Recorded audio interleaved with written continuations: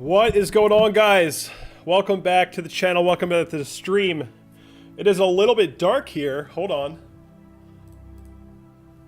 Can you guys hear me? What's up, guys? Welcome back. So Bitcoin is now breaking out above 15,300. We're now trading at 15,400.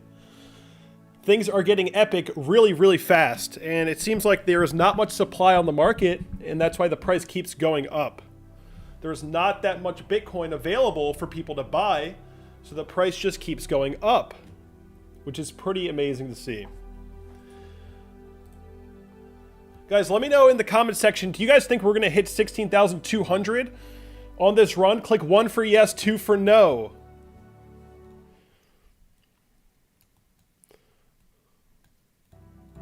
Whoops. Hold on. So Bitcoin is actually continuing the run now, getting a breakout. And it seems like we could actually continue up much higher than this. It seems like we do have the momentum to potentially continue up to 16,200 if we get some more confirmation on this breakout. So let's see.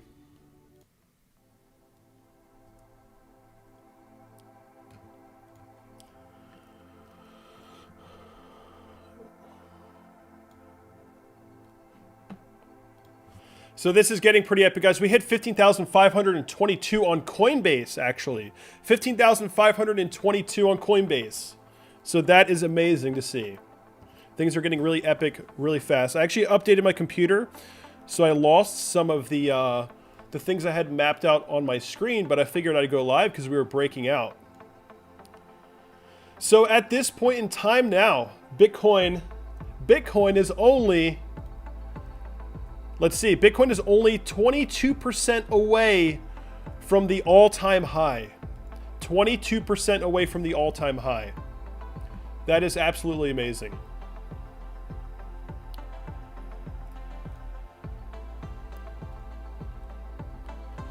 People are asking about Chainlink. Chainlink is doing okay, not much of a bounce there. Ethereum is doing pretty good, coming up to that 420 resistance. So we're going to be talking about all of this in the live stream as I get set up here. Didn't have all too much time to set up. This happened pretty quick. I was already live earlier today.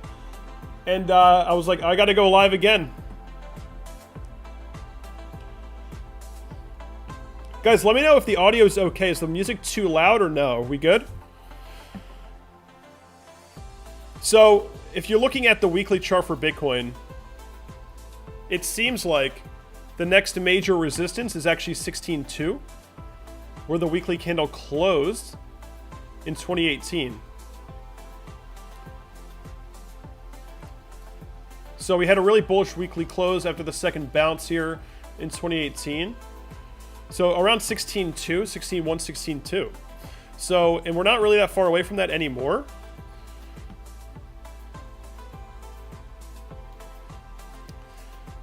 So Bitcoin only has to move up another, let's see, 4% to hit that target. So that weekly candle close from 2018 is going to be a pretty big target. And that's potentially a sell point for some traders, potentially. It's the only thing on the chart we got, guys. I mean, if you look at history, obviously we're well above the 2019 high. And the only thing we got on the chart right now, guys, the only thing there is this weekly candle close and open from 2018, and then above that 17.2. So specifically 16,174 is the next target, and then 17,178 would be the highest target on that resistance point. So that's going to get pretty interesting to see. You know, other than that, there's not much going on here. We're already above 13,800, where we had close, open, close, right around that level. And of course, that's exactly where Bitcoin hit resistance here in 2019. And now, here we are, guys, coming up on 16,174. And it's quite possible that Bitcoin actually makes it to that point. It's quite possible.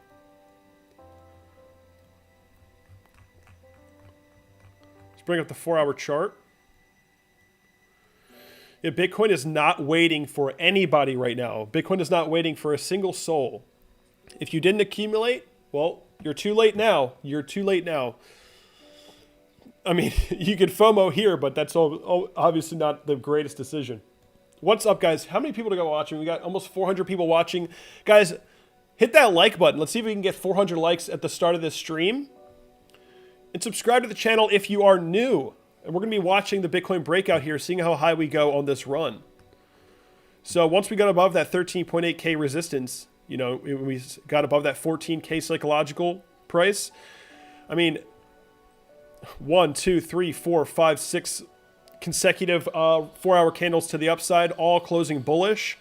And honestly, guys, there's not much between here and 16,200. Not much stopping us. I don't see why Bitcoin couldn't do that at this point, right? Unless a whale decides to sell, I don't see why Bitcoin couldn't hit 16,200 at this point. Why not, right? There's no resistance.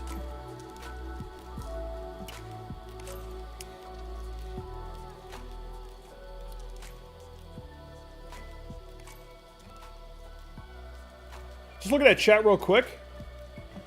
We're gonna be looking at Ethereum. We're gonna be looking at Chainlink and a few other things. I just updated my computer, so everything is like changed now, which is kind of annoying, but it's all right. We'll work with it. I don't have anything saved on the chart anymore, but I had to go live. I knew I had to go live. So one thing we can also look at is the S&P 500.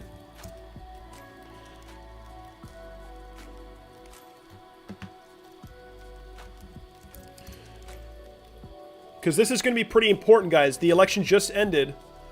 Well, I guess it's still going, but election day just ended. And wow, nothing's saved on my chart anymore. Damn. I'm sorry for all the white here. Everything got deleted.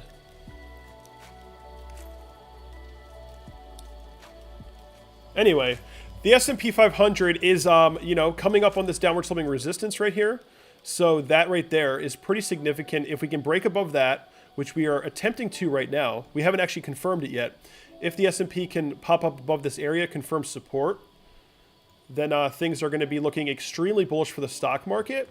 And at that point, guys, you know, Bitcoin is very likely going to hit 20,000 if we can confirm all-time highs for the S&P. Because if you remember, the same exact thing happened in 2016. Look, check this out. 2016, during election season, which was about right here. So right here. This is when the S&P sold off going into election day, just like it did. Sold off going into election day, and right after the election, or right as the election was taking place in 2016, we rallied into a major bull market, and Bitcoin obviously benefited from that bullish sentiment. And if we can break into new all-time highs like we did back in 2016 post-election and do that again here, which we're pretty close to doing, it's going to most likely allow Bitcoin to run up to 20K, most likely. With ease, right? So this week so far for the S&P has been absolutely insane. Just gap up, close bullish, gap up, close bullish for what, 4 days in a row here? Unbelievable. So tomorrow is Friday, right? Tomorrow is Friday, the end of the week for the stock market, and we closed at resistance, which is really interesting. So tomorrow is going to be an interesting day. You know, maybe we get some rejection and we see a little bit of a pullback, consolidation before the breakout. Maybe we open up bullish again and confirm support. And at that point, Bitcoin would be headed for 20K most likely. Sorry for the bright screen there. Sorry about that. I know we're supposed to be in dark mode here. I usually am. I'm going to have to give you guys a warning if I click on that again. Sorry about that, guys. 440 people tuning in already. Guys, hit that like button, subscribe if you're new. We're going to see what Bitcoin does on this breakout. The next target for the Bitcoin chart, for the Bitcoin price, is 16,174 coming in. Again, there's like not much activity between where we are now and that price. I can pull it up here. There's nothing going on here in the past that would stop us from running to 16,174. Of course, unless some whales just decide to take a lot of profit. So that's the next target. that weekly close and open. Guys, how do you feel? Let me know in the chat. How do you feel right now about Bitcoin finally becoming bullish, finally doing what we've been hoping for the past multiple years? Bitcoin is finally doing it, guys. And I've said this before, like my eyes see the chart and I see what's happening, but like my brain has not registered it yet. I don't think my brain has registered exactly what's going on yet because I've been waiting for this for so long. But like my brain hasn't registered it yet, but I see it. Maybe when we break 20K, I'll start to actually feel something. The bear market made me numb, guys. The one coming in with the $5 dono is saying, Thomas, regarding trading, is there a way to pair up equity against your trading strategy, trading account? I don't. You said Thomas. My name is not Thomas. Were you talking to me or someone in the chat? Somebody donated to Thomas. Regarding trading, is there a way to pair up equity against your trading strategy, trading account? Yeah, I mean, on the weekly chart at least, guys. Man, I wanna click on this, but I guess I got to. Sorry about that. My apologies. Where's the night button on TradingView? I like never use TradingView, but I guess that'll help. I always use Cryptowatch. But yeah, just compare, guys. Compare tool, BTC USD for the S&P, and then you click Coinbase. And then what you want to do is you want to go to the correlation coefficient tool. Wait, why is this not working right? For some reason, this isn't working the way that I usually do it.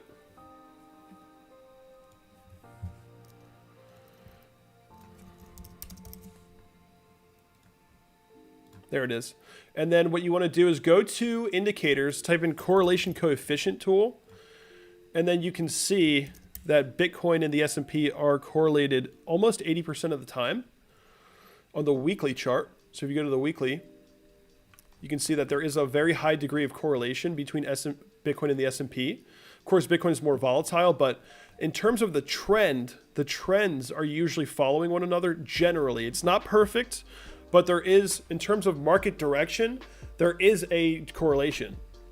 And right now we can see that even though the S&P sold off going into the election, you know, it's generally correlated right now, right? The S&P is bouncing back, Bitcoin's bouncing back. So you just want to remember that the major pivot points for the S&P, like right here, right? Bitcoin was leading the stock market actually, and they both kind of corrected at the same time.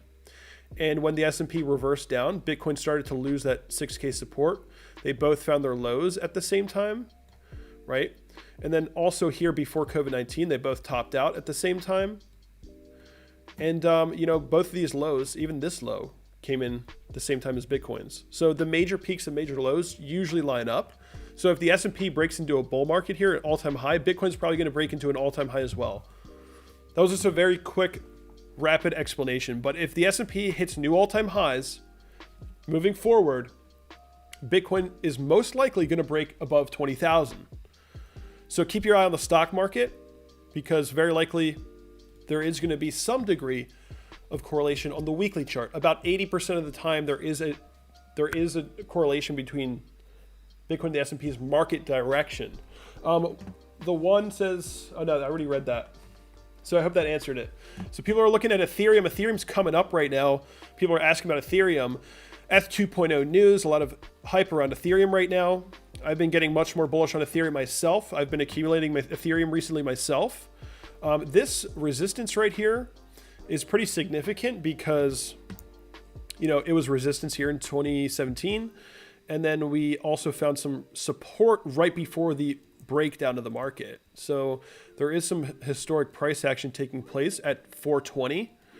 And if we go into the chart, what's been happening recently, let's go to the daily chart, pull up Ethereum on the daily. What do we see? About 420, about 420 is where we found resistance here not too long ago when we first broke out. And also we're right here.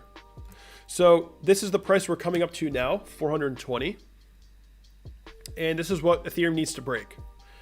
If Ethereum can break 420, because, you know, we popped above it failed it as support, popped above it again, failed it as support.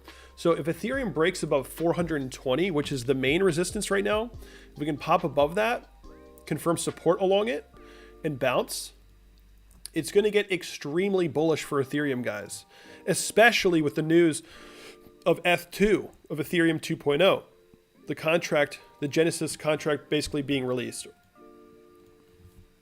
So that's what we need to do. We need to break above 420, confirm support. It is actually that simple, guys. Get above 420, confirm it as support, which you have not been able to do yet, right? You did it. You tried to here, and you ran up, and then you failed it on the way down. So if we break out, back test it as support, and rally, Ethereum is very likely going to see some really nice moves. I mean, the next target after 420, you know, you could be looking at 450, 445, but really it's 488 at that point. Most likely it's going to be 488. And we're pretty close, guys. We're at 417 right now. So Ethereum is attempting to push to the upside. And also we can look at some historic price action. So before the breakdown here in 2018, this range right here, there was a lot of chop in this area. So you could just mark up this area right here, 488.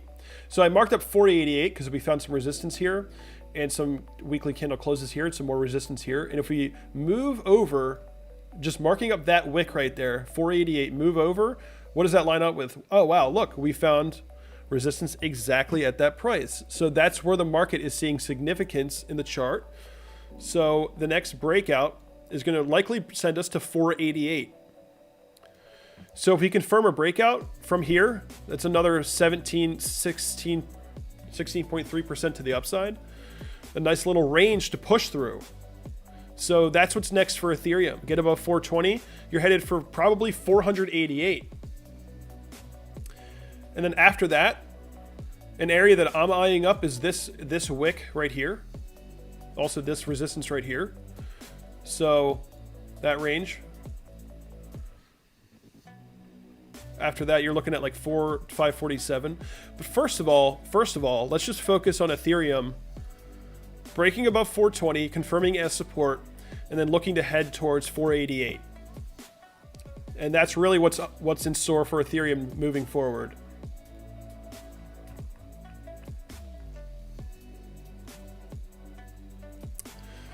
So we're getting close, guys. Ethereum, I'm telling you, when Ethereum breaks out, there's going to be a lot of momentum behind it. Ethereum is the infrastructure of majority of the crypto market, right? In terms of like everything else, you know, Bitcoin holds the most value, but you know, Bitcoin's the store of value, and Ethereum provides like infrastructure for decentralized finance. So, and we have the new news for Eth2, so that's going to provide some strong momentum.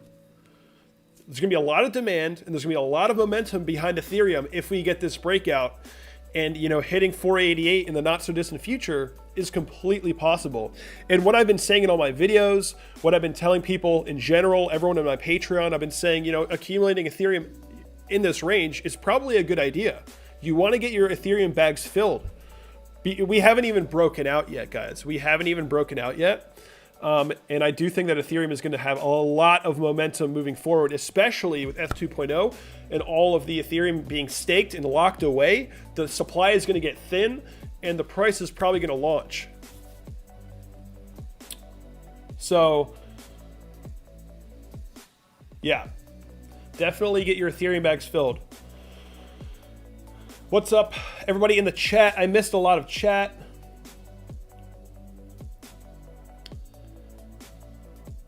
Rich Buddy says, answer my super chat. Rich Buddy coming with a $2 donation. I appreciate that. He says, is this bull due to Bitcoin being usable on PayPal? No, guys. I mean, Bitcoin was... So, no. Guys, this bull market is not due to PayPal. Okay, Bitcoin is much more than PayPal. Bitcoin is going to be bigger than PayPal, right? Trust me. This bull market is not due to... The PayPal news probably made a lot of heads turn, and they said, oh, wow, PayPal crypto, and then a lot of people started thinking maybe I should buy crypto, because if these institutions are catching on to crypto, and companies like PayPal are seeing the potential in crypto, and they're starting to, they're going to offer crypto services. Well, a lot of institutions are probably going to be buying that, right? Because if, and so no, this run is not due to PayPal. PayPal helped the run. So keep in mind, guys, the next bull market is going to be driven by institutional money. Retail can only do so much. Retail is not capable of pushing of creating a bull market. It's going to have to come from institutions, and that we know. JP Morgan's getting bullish on Bitcoin, PayPal, and even the CFTC, guys. Even the CFTC, the Commodities Future Trading Commission, said in an interview not too long ago, the chairman said that he wants the United States to lead in the blockchain industry. So there's regulators that actually want the United States to lead the blockchain industry. So they actually want to get proper regulations in place so that institutions can start buying it. So the next bull run is going to be caused by institutional money, but that comes with regulation. You're getting a lot of these derivatives exchanges and exchanges are starting to get hit with regulation, right? We got BitMEX getting slammed by the CFTC. You got Hong Kong implementing new regulations for crypto trading platforms, and that's why Huobi, I think, my theory is Huobi was sending Bitcoin out of their Hong Kong wallets not too long ago. That's why you saw those crazy transactions taking place.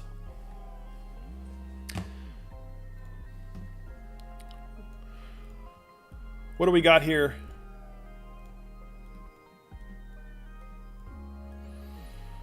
All right, Bitcoin still doing pretty good. Very cool, very cool. Looks like we might be continuing up. As we were, like in the title of the stream, it's 16.2K next, and we could see a move up at this point. There's nothing stopping it. There's no historic price action here. We only spent a few weeks at these levels back in 2017, 2018. So there's like not much, it's really all up to the market now. It's all up to the demand. And the good thing about crypto is that it's very much based on speculation. So when the price is going up, that's what's creating more demand, right? Of course, that happens with anything else. But for crypto, it's like on steroids. Like there's not like that much fundamental news to play off of.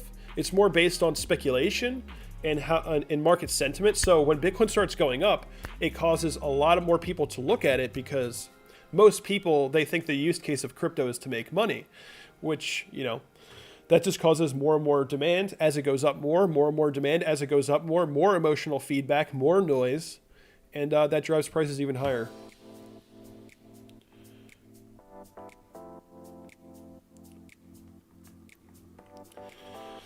I've missed a lot of chat. What's up, everybody in the chat?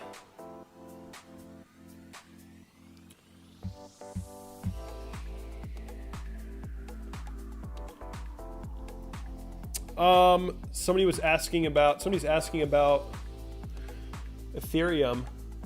Hold on.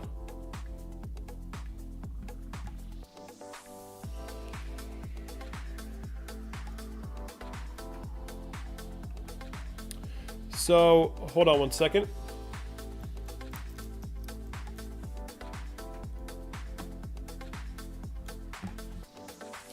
So, Vitalik Buterin, go to his Twitter, scroll down, you're going to see this post.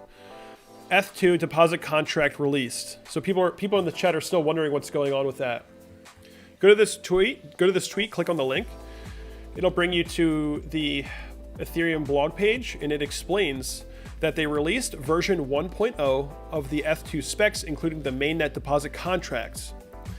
So the mainnet deposit contracts are live, and basically what they're saying is to trigger Genesis at this time, there must be at least 16,384 deposits of 32 ETH from validators, meaning that you have to be a validator. Don't just send Ethereum to this address, because it won't work. You have to follow the steps that are on the mainnet launchpad. So you click launchpad, and if you want to, you know, take part in this, right? Staking Ethereum, you got to follow these steps and get started and become a validator, right? So you got to follow all these steps, right? So don't just send Ethereum in; it won't. Nothing will happen. It'll just, you know, transaction will probably just fail, and yeah, that'll be it. So click on that link, follow the steps. ETH 2.0, guys, it's coming. It's coming now, and it's going to get pretty damn bullish for Ethereum. I'm very excited for Ethereum, and Ethereum right now is actually coming up to that 420 resistance, a very significant level. We're going to see if we can break out, confirm support, and then rally up. And the next target is coming in at 488. And honestly, I think we're going much higher than that. Bitcoin still continuing up. Bitcoin going up as we speak, as I'm streaming right now, 15,578. Next target, 16,174. So we're going to see if we can get there.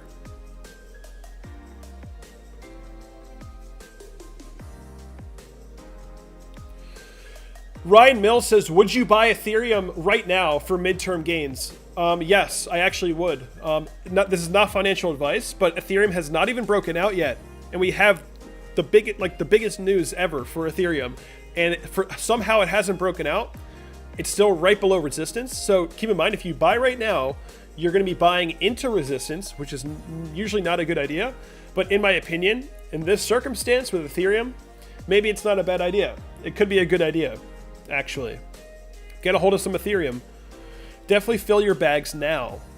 Not financial advice. Bitcoin at 15,600. Guys, fill your bags for Ethereum.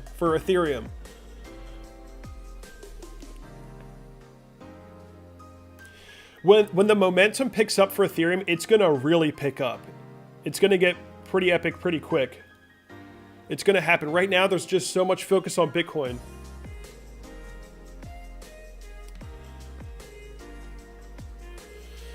Somebody said there's no audio. Is that actually true?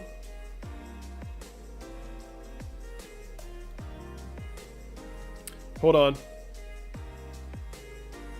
Some people are saying they can't hear me. Is that true?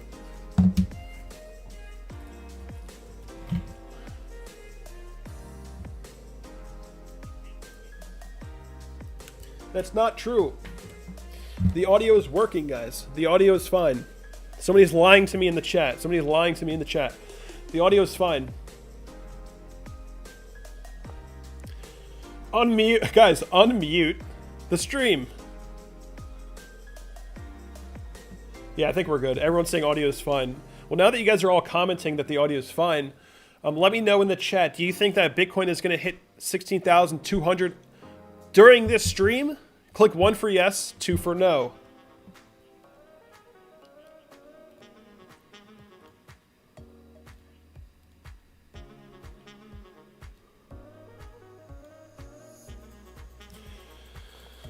I think it's actually possible that Bitcoin might hit 16.2 during this stream. It's totally possible. Guys, we have almost 700 people watching, which means we should have almost 700 likes. That's how this should work. You should join in the stream. You should hit that like button. Smash that like button and subscribe if you're new to the channel. It looks like most people think that we could hit 16.2 during this stream. All right, guys, Ethereum right now looking like it might want to make some moves. Let's check it out. It's coming up to that resistance at 420. Here we go. It's right there. Let's see what happens. We're looking for a breakout confirmation of 420 as support and a continued rally towards 488 potentially moving forward. Guys, we're hitting Ethereum is now hitting 420. This is a big moment for Ethereum. This could initiate a much larger breakout. And the order book right now is pretty thin above 420. We have some resistance right here. Let's see if the market eats it up, and then we might be able to start moving.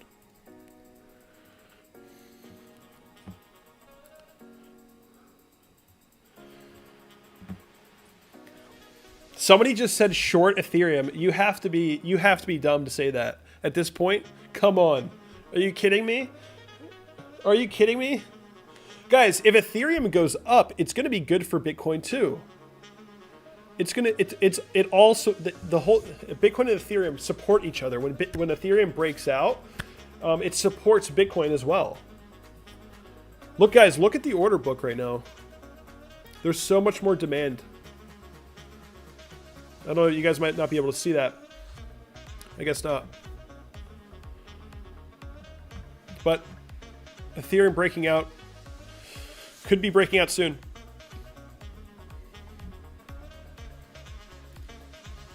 Let's go to the 30-minute chart for Bitcoin, see what's going on. At this point, we're just going to see what happens. We're just going to see where we top out. Looks like the run could continue. Looks like we do have momentum here, and we might be breaking out again soon. So Bitcoin's looking good. Ethereum's looking pretty good, getting to resistance. Chainlink is, trying to catch up, not doing all too much. A lot of the altcoins aren't doing that much right now as Bitcoin is breaking out. It seems like if you're looking at Chainlink on the weekly chart, somebody in my Discord pointed this out earlier. Definitely join the Discord, guys. All the links are below. Join that Discord channel. It's free. Join it. We do have this resistance on the weekly for Chainlink. And we did come back and we tested that, resistance as support on the weekly. So we've kind of flipped a more macro resistance on the weekly as support. So that there's one bullish, it's kind of bullish, right? It's not too bad. If we go to the daily chart, you can see that a little bit closer. Now, so that's, the larger time scale, we're seeing a little bit of bullish signals for Chainlink. One bearish signal here is we broke the trend line. So that's kind of ugly. It's pretty ugly that Chainlink decided to break this upward sloping trend line. I don't like that very much. Doesn't look nice. So we have this upward sloping trend. And what happened recently was we snapped below it, and now we're bouncing off of that weekly resistance as new support, so slightly bullish. Now we're coming back up, and we have some resistance now at that previous trend. So, what you want to see for Chainlink, what you want to see is in 2 hours or an hour, in an hour when the daily closes, you want to see the daily closing, above that trend line, or at least above the 21-day EMA, right? It seems like we might not get that. Hopefully we do. Otherwise, we could chop here for a bit. Really, all you want to see is a daily candle close above this trend line, because then we can start reclaiming this area, right? And that'd be nice. But right now, the Chainlink chart is like a little bit neutral, although I'm very bullish on Chainlink long term. I actually bought the dip the other day. I just saw it was down. I saw it was down, and I knew, I was like, this is not a good setup, but it's down. Bitcoin's going up. Alts will probably get support soon. So I actually bought the dip the other day, and it was a pretty good dip buy. So, yeah, Chainlink, not perfect. It's not perfect by any means, and we're in this really neutral spot. If we can start reclaiming, you could also look at this area where we have daily candle close right along this area, October 11th, and also right here. So if we can get above $11.60, that's pretty bullish. Then we could start to move on up, right? We're kind of just stuck in this range right now. We're just stuck right here, like super neutral, like a previous resistance is now support, a previous support is now resistance, and we're just stuck in this sideways channel below this upward sloping trend line above the downward sloping resistance. So it's like, all right, Chainlink, you got to start moving. You got to start closing dailies, above 1160, and that'd be nice. So overall, long term, I'm very bullish on Chainlink, but the chart is still kind of neutral. I think we'll probably find support though. I bought the dip here, so.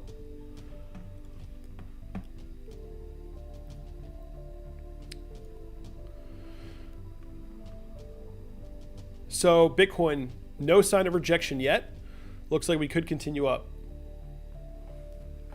We got 755 people watching this stream, guys. Hit that like button and subscribe to the channel if you're new. If you're enjoying the stream, definitely subscribe to the channel. This is my second stream today, actually. Just streaming for all the breakouts. Guys, don't spam the chat. I'm not going to read your question if you're spamming the chat. If you want me to answer your question, just send like $1 into the stream so I can see it. If it's really that important, don't spam. Don't do that. You might, one of my mods might block you, so don't spam.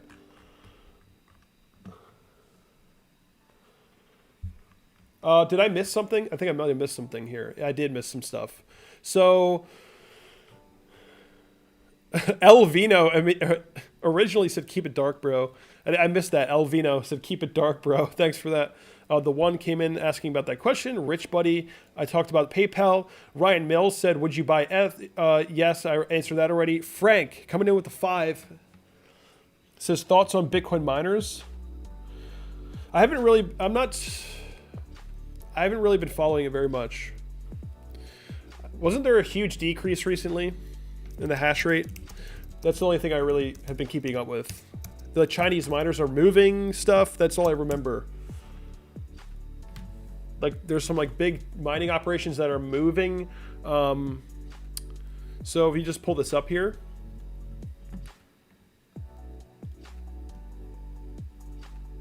So Bitcoin miners, apparently, this is what I heard. I still have to confirm it, but apparently there's Chinese mining operations that decided to move a bunch of hardware to another location or something. That's what I heard. I don't know if it's true, but that would explain why the hash rate dropped, because they're turning machines off. I don't think this necessarily has anything to do with Bitcoin fundamentally. I think it's actually just a real life event of miners moving hardware. So, yeah, I'm personally not worried about this. I think it's fine. Okay, Bitcoin continuing up. Bitcoin continuing up, 15,652. Yeah, I mean, guys, the hash rate's going to increase again. Trust me, it'll increase again. Yeah, moving into the bull market, right? Let's see. Yeah, the hash rate was moving up throughout the whole bull market and even post bull market, right? So the hash rate is always increasing no matter what. I mean, there's like short-term dips. Like when we crashed to 3,100, I think a lot of people turned off their machines because they were actually going bankrupt. But after that, things were looking pretty good. I think this current dip in the hash rate is actually just the event that I just discussed, I think. So Bitcoin still looking pretty bullish. Ethereum sitting just above 420, 420.01. So I really want to see Ethereum pop up here and confirm support. And Ethereum could be running as well.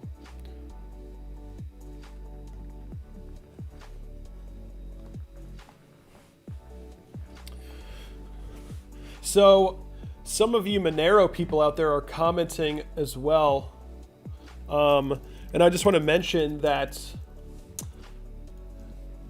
there is a potential, Monero is great, but apparently the U.S. Department of Homeland Security can now trace Monero transactions. So, just keep that in mind that, as technology increases, as it gets better, as, AI starts to become more powerful, like the NSA is going to use their supercomputers on crypto to track it. You best believe it, guys. They're going to know what's going on the blockchain. They're going to know what you're doing with Monero. So keep that in mind, that technology is catching up with Monero right now. Just keep that in mind. I don't want to FUD too hard. I love Monero. It's great, but technology is catching up. Alex L coming in with the 5. He says, "Hey Kevin, I remember your bearish streams in 2018. Glad we are now doing bull streams." Alex L says he remembers my streams from 2018. That's where my channel actually got most of its. Well, no. So the Sunny Decrease shout out was really the big one. But when Bitcoin, I was predicting Bitcoin breaking below 6K, going down to prices like 3,000, 2,500. Back in 2018, and when we had that major breakdown, I was streaming for like every day. And that's where I got most of my subs before the Sunny Decrease shout out. And a lot of you guys, big portion of my viewers, all know about the Sunny Decrease shout out because my sub count went from like 8,000 to like 16 to 17,000 in like a day. A 100% gain in my sub count in a single day because Sunny pumped my subscriber count. So Bitcoin's still going up. It's just not stopping. So again, 16,174 could be that next major, wick target. We'll see what happens. Ethereum is starting to, trying to push up. Trying to break above 420 here. Pretty cool. Chainlink still in this neutral spot, but it is coming up a little bit. There's 47 minutes on this daily. If this daily can close above 1140, 1150, that'd be good for Chainlink. Bitcoin's still moving, coming up on 15,700. Let's go to the 5-minute crack chart and see what's going on the 5-minute crack chart as I read chat.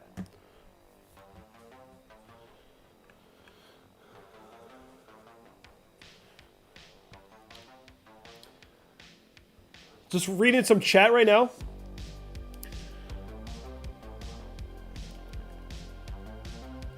If you guys are enjoying this stream, definitely hit that like button and subscribe to the channel if you are new.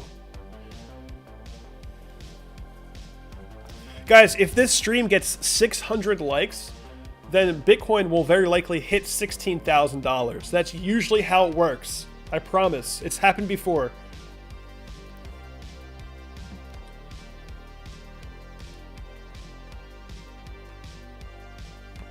The 5-minute crack chart. Here we go, guys. Bitcoin breaking about 15,700. Still going, still going.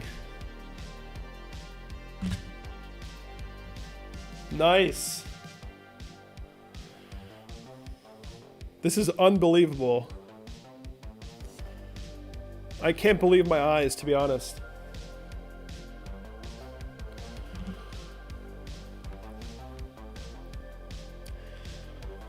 We're coming up to the target. 16.1, 16.2.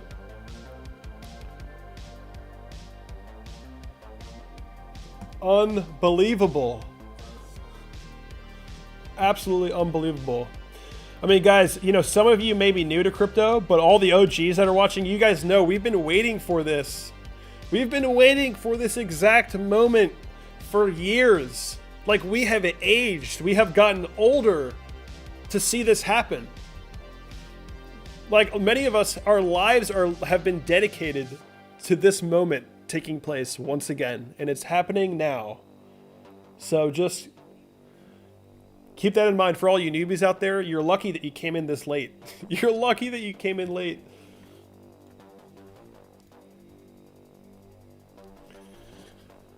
Guys, I swear, my hairline has receded waiting for this moment.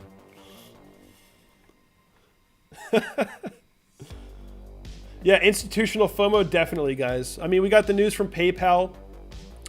That's going to cause... I mean, we also have, there's a lot of things happening. MicroStrategy buying tons of Bitcoin. PayPal, integrating also Venmo. JP Morgan's bullish on Bitcoin now. The list goes on and on. The list goes on and on, guys. And Fidelity is getting involved in crypto as well. Guys, it's only a matter of time before you start to see, like, I don't even know, like Bitcoin on E-Trade or something. Like, it's only a matter of time.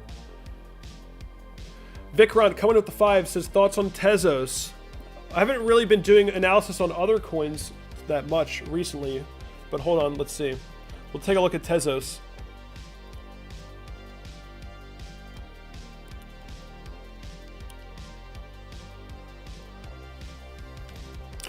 Somebody's asking about Tezos. What has the most history on Tezos? Probably Coinbase.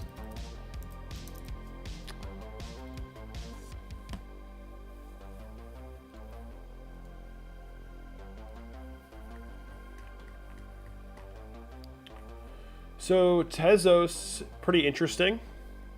I haven't really looked at this chart very much, but this was the initial. I remember this run up when everybody in crypto was talking about that.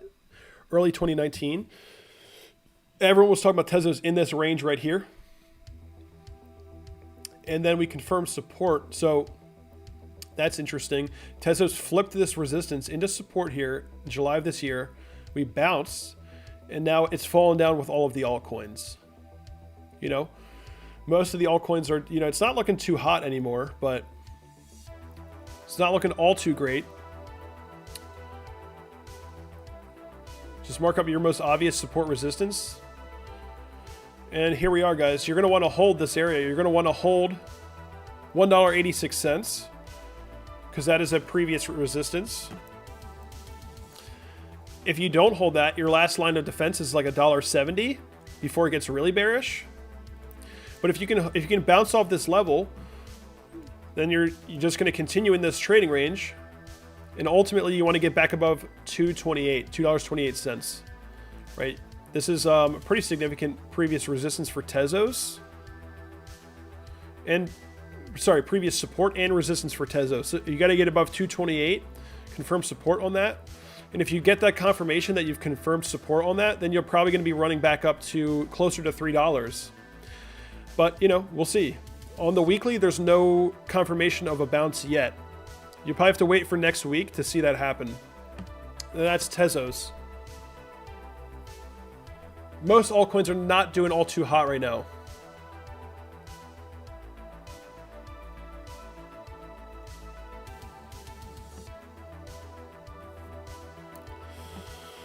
I think I missed some chat. Caesar coming in with a 10.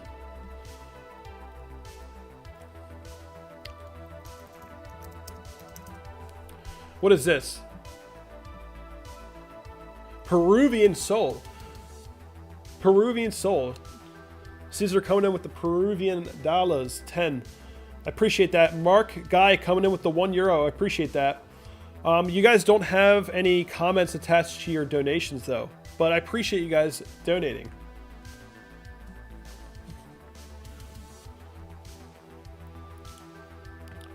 So we are seeing a little bit of rejection here for Ethereum at resistance. But this is the area. This is the key area to get above. So looking at the 4-hour chart for Bitcoin, things are still looking really, really good. This 4-hour candle has claimed a lot of territory. This 4-hour candle has claimed 15,130 all the way up to now 15,000, over 15,600. Really powerful move from Bitcoin. We have a small gap at 3.5. Oh my God. So I mean, that's a ridiculous comment. Stop. Don't spam that. Someone says we have a small gap at 3.5K. What do you think? I don't care at all. I don't care at all. Guys, like gaps, the gap fill theory. First of all, if we have a gap at 3.5 and we haven't filled it, well, what's that, right? The gap fill theory is not a good. I don't even know. Should I even respond to this comment? Are you kidding me? This is just too funny.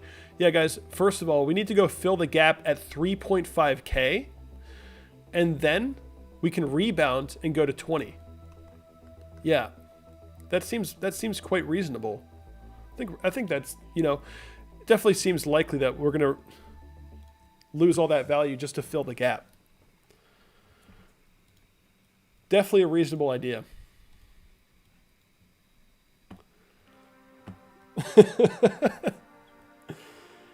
Sorry, I don't want to be mean, but that was just too easy to make fun of. Guys, we have 890 people watching the stream. Definitely smash up that like button. Let's see if we can get 1,000 likes on this stream. And subscribe to the channel if you're new. Guys, check out all the links below as well. Sign up for the Cryptowatch platform, which is the platform you see me use in all my videos and all my streams. It's free to sign up with Cryptowatch. You can download the Cryptowatch desktop app, which is this thing you saw at the beginning of the stream, where you can set up custom layouts to monitor the market in whatever way that you want, right? And that's also free if you have a Cryptowatch account, which is also free. So click all the links below. It's all free, guys.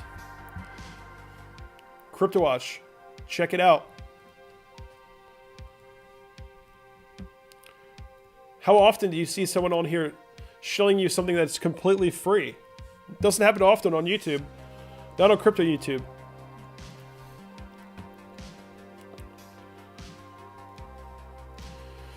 So we're still mid-run right now.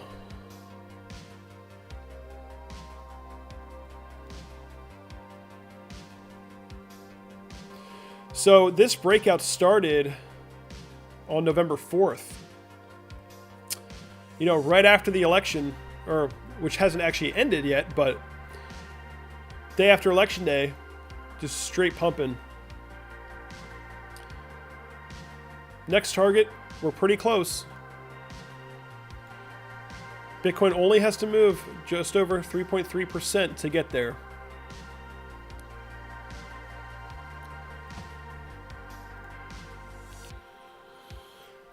People are asking about all the altcoins, guys. I mean, it's pretty obvious, right? People keep asking about specific altcoins, including Chainlink. And guys, most of the altcoins are all following a similar path.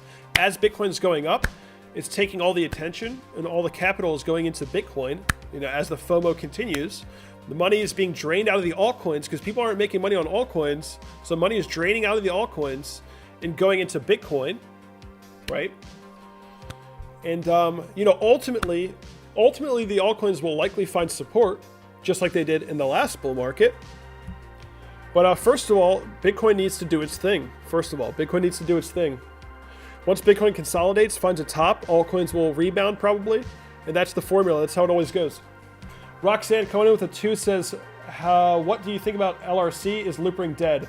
No, I don't think so, guys. I think that it's probably a good dip buy.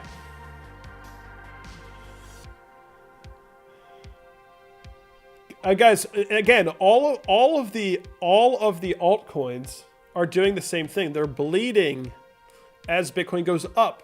They're all following a similar path. We got David Light coming in with a $2. He says, David Light says, I'm in me. Are you in you? Well, I have to think about that. David says, I'm in me. Are you in you? If you're inside yourself, then I guess I'm inside myself. I guess that's it. I appreciate the $2, David, and I appreciate the 2, Roxanne.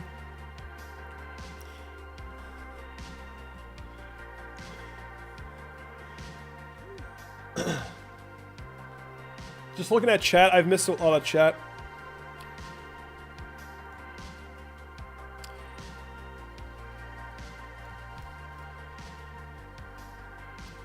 Somebody's asking about this music.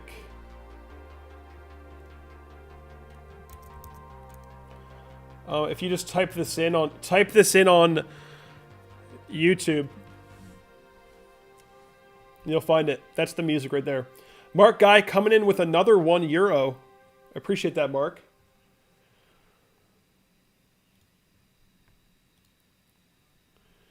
So I've missed a lot of chat. Litecoin, somebody says Litecoin is pumping. I got to check that out too.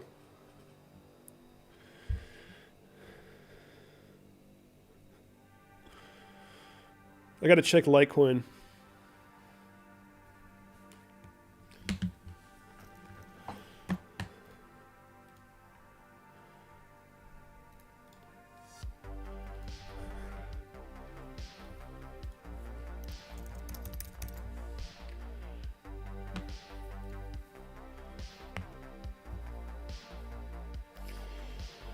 Solid Queen coming in with the 99 cents. I appreciate that. Hold on, let's see. People start saying Litecoin is mooning. Is that true? Okay, Litecoin is actually finding some support. Wow. Very interesting. That's a first, or it's actually, well, what I should say is it's actually finding a little bit of momentum. A little bit. VB coming in with the €10. Says, are you planning to go short anytime soon to scalp the top of the current run before we have a local high? No, guys, I'm not that kind of trader. I'm not the kind of trader that's going to scalp a local top for a little bit of gains. That's not really what I'm interested in. You could, if you are gonna attempt to find a scalp trade off of a local top, you could try to wait for confirmation upon 16,174, or you could try to wait for confirmation upon 17,178. But again, trying to short Bitcoin during this kind of momentum is very risky, right? I mean, imagine you were trying to short 13.8K, you got liquidated, or your stop got hit, whatever. You could look for potential rejection off of 16.1 in a consolidation before another leg up. Maybe that's how it plays out. Maybe you get faked out and we actually hit 17,178 first before that consolidation happens. But yeah, I'm not gonna take that short trade. There's too much momentum to the upside. The only thing I'm interested in doing is buying a dip. Personally, that's just me though. To answer your question, VB. So a lot of people are juiced about Litecoin, says G Ball.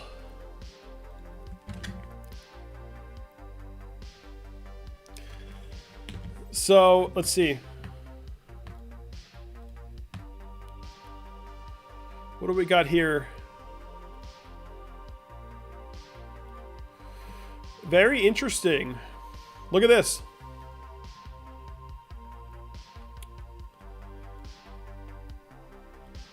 So this is Litecoin. A lot of people are talking about Litecoin. So downward sloping resistance for, I guess, since the 2017 high. And if you check that out, we've literally just now, Litecoin, just now, for the first time in years, has actually cracked the multi-year resistance. So this is actually a pretty historic moment for Litecoin. That's pretty interesting. It's finally happening for Litecoin. I mean, you could also look at this area here as well. Whoops.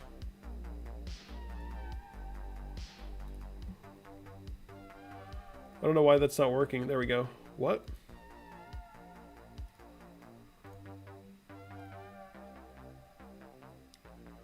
So I mean, this resistance is not really, I wouldn't really analyze that. Really, it's just the main resistance, the multi-year resistance. So Litecoin is now breaking it. So let's go to the 4-hour chart, getting a breakout. We're going to see maybe if, what kind of momentum Litecoin has. If Litecoin gets a pullback from here, if it happens, it's not a big deal. You're probably just coming to test 55 as a new support before the rally. So keep that in mind. Don't freak out. So if that can happen, that's great. If we just continue up from here, that's great as well. But we are breaking the multi-year resistance, and that's pretty cool. Yeah, this is interesting though for Litecoin. At a certain point, you're probably just going to get enough momentum to start. You're at this resistance here for Litecoin, just below or around $60. If you crack $60, you're going to be headed for 64 and as high as 68.9, right? And once you get above that, you're headed back towards 85. Just from a horizontal support resistance. I mean, really, you just want to look at this.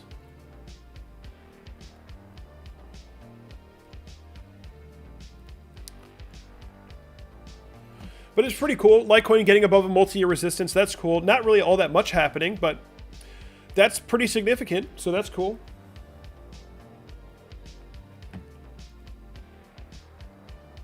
Bitcoin is still sitting 15,664.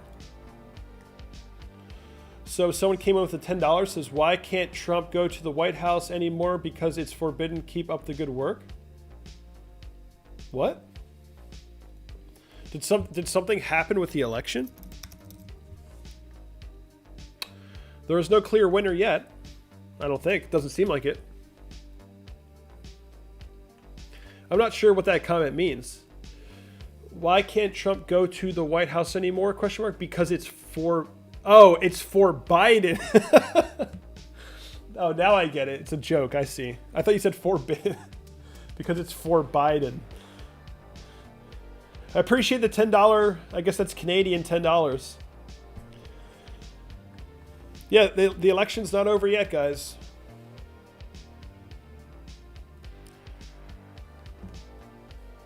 We'll see what happens.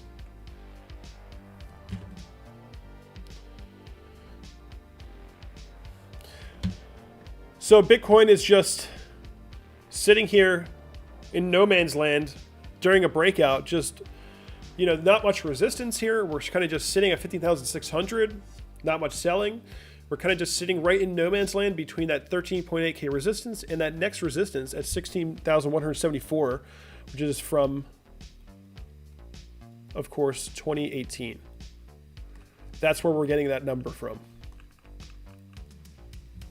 This is the target right here. And then after that, 17,178. These two areas, these two levels.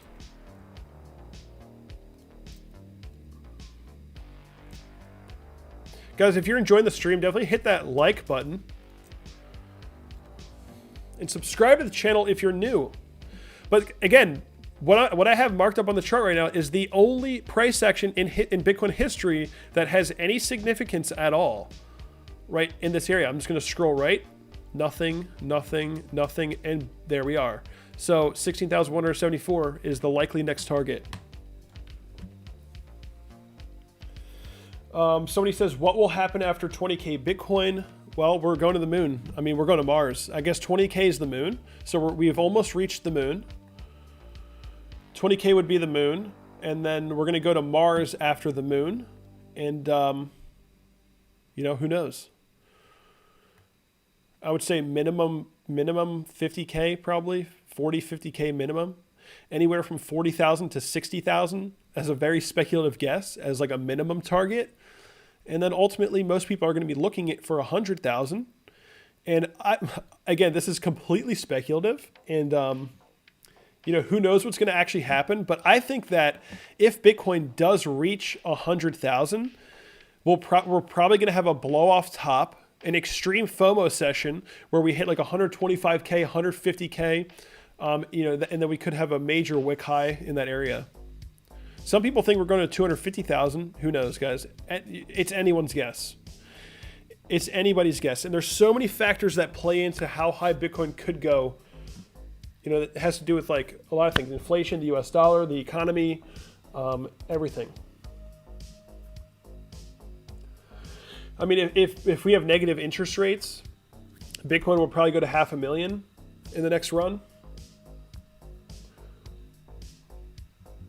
But if we just have increasing inflation, 100K, 250K, sure.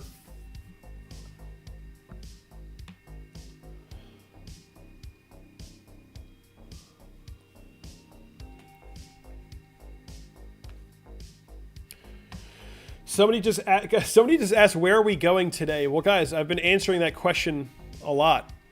And that's 16,174 is the next target. After that, 17,178. Ethereum is still seeing a little bit of rejection now at this resistance. We still need to crack this resistance.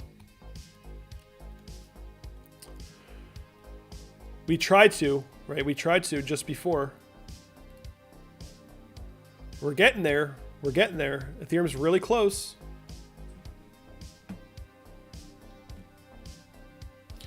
Somebody said Asia's waking up. Guys, I don't think Asia has gone to sleep.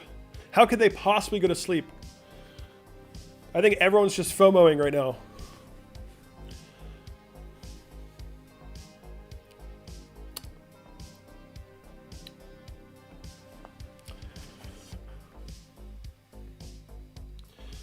Just looking at chat. I've missed a lot of chat. Guys, let me know in the chat. Are we going to hit 16.1 on this run? You think we're going to hit or what I should say is, do you think we're going to hit 16,174 during this stream? Click 1 for yes, 2 for no.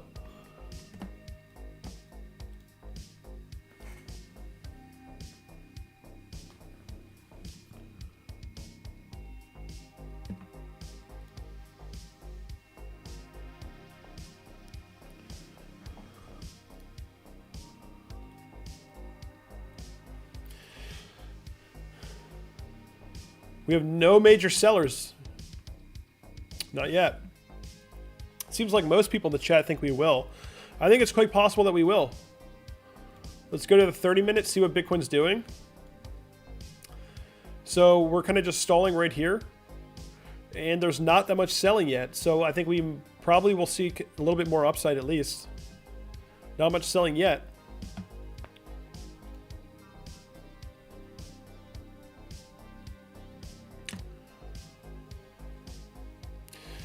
I updated my computer and nothing is saved anymore, so I apologize for the white screen. Shield your eyes for a second.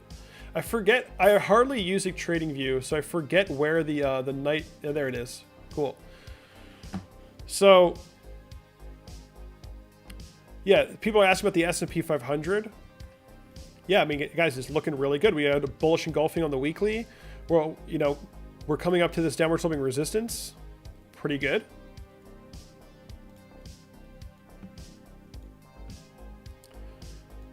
Go to the daily.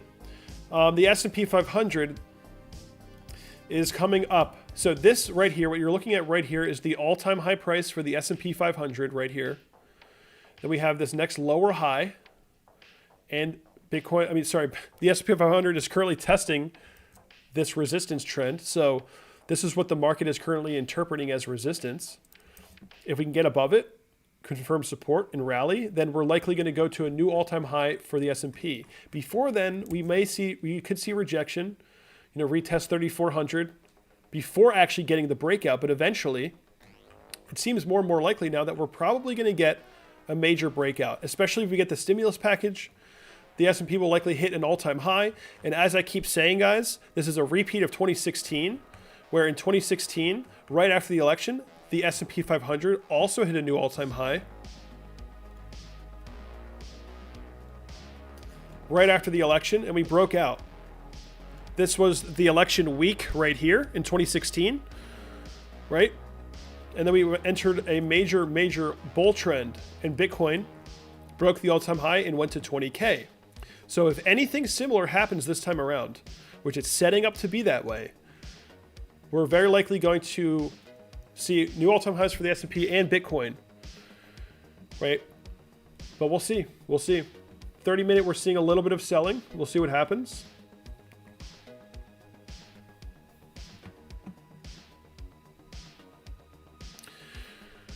I mean, no matter what happens here, guys, the price can chop around, but you want to be looking at the trajectory of the price. Overall, on the 30 minute here, we have like a parabolic trajectory. And you can see a lot of chop in this area, right? While still holding the trend. So we have this parabolic trend here. Remember, you can see all kinds of chop while still holding the trend. You see? So don't let the little things spook you. Anything can still happen. So you never know. Maybe we consolidate, we run up later. Who knows? I mean, again, this is a pretty low time frame. This is the 30-minute chart. Pretty low time frame. But it's still looking pretty good to me.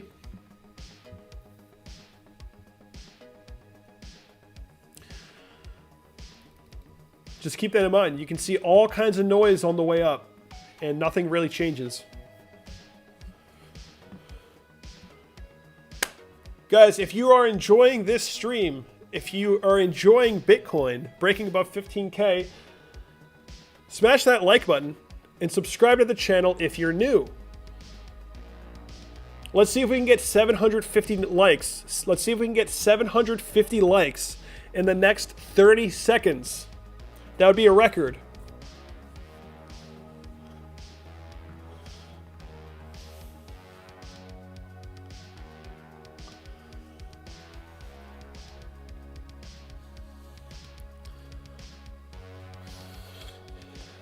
Idiots on the Road says, you are so underrated. Why don't people like? I appreciate that. Appreciate that.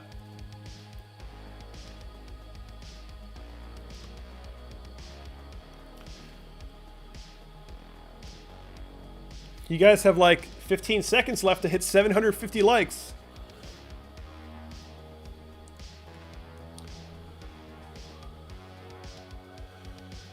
Trump is speaking now at the White House, someone says.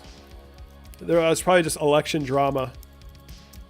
Probably just election drama, guys. I heard he's suing someone, or he's suing a state or something.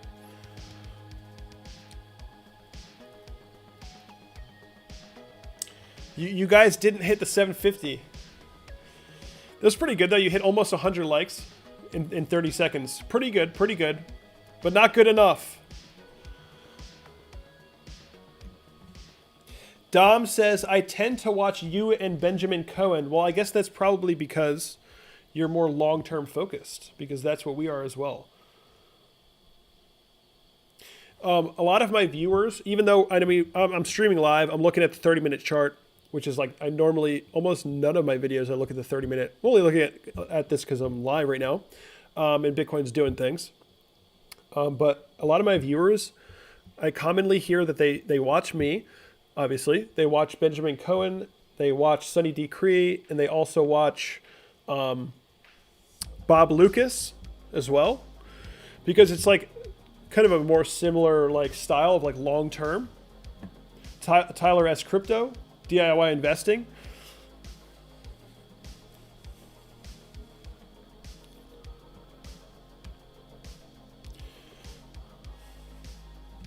Crown's Crypto Cave. Yeah, he's great. I like Crown a lot.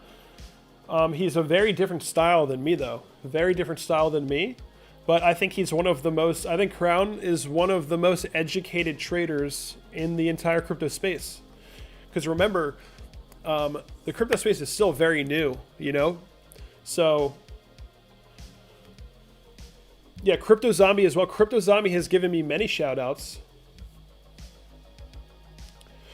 But I was talking about in terms of like style of analysis.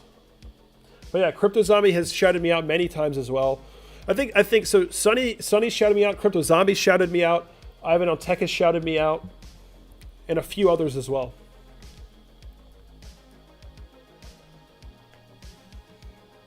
So Bitcoin is still maintaining these levels. No major rejection yet. Still looks like we could have the momentum to continue up.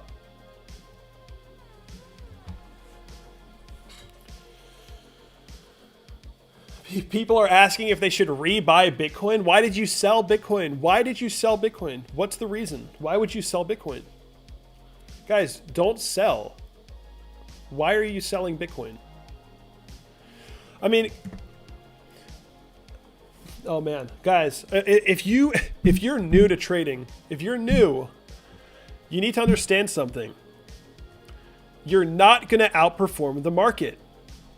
You're not going to win against the market. Stop selling Bitcoin, right? Unless you really think this is like the top and you're selling the top, sure, do whatever you want.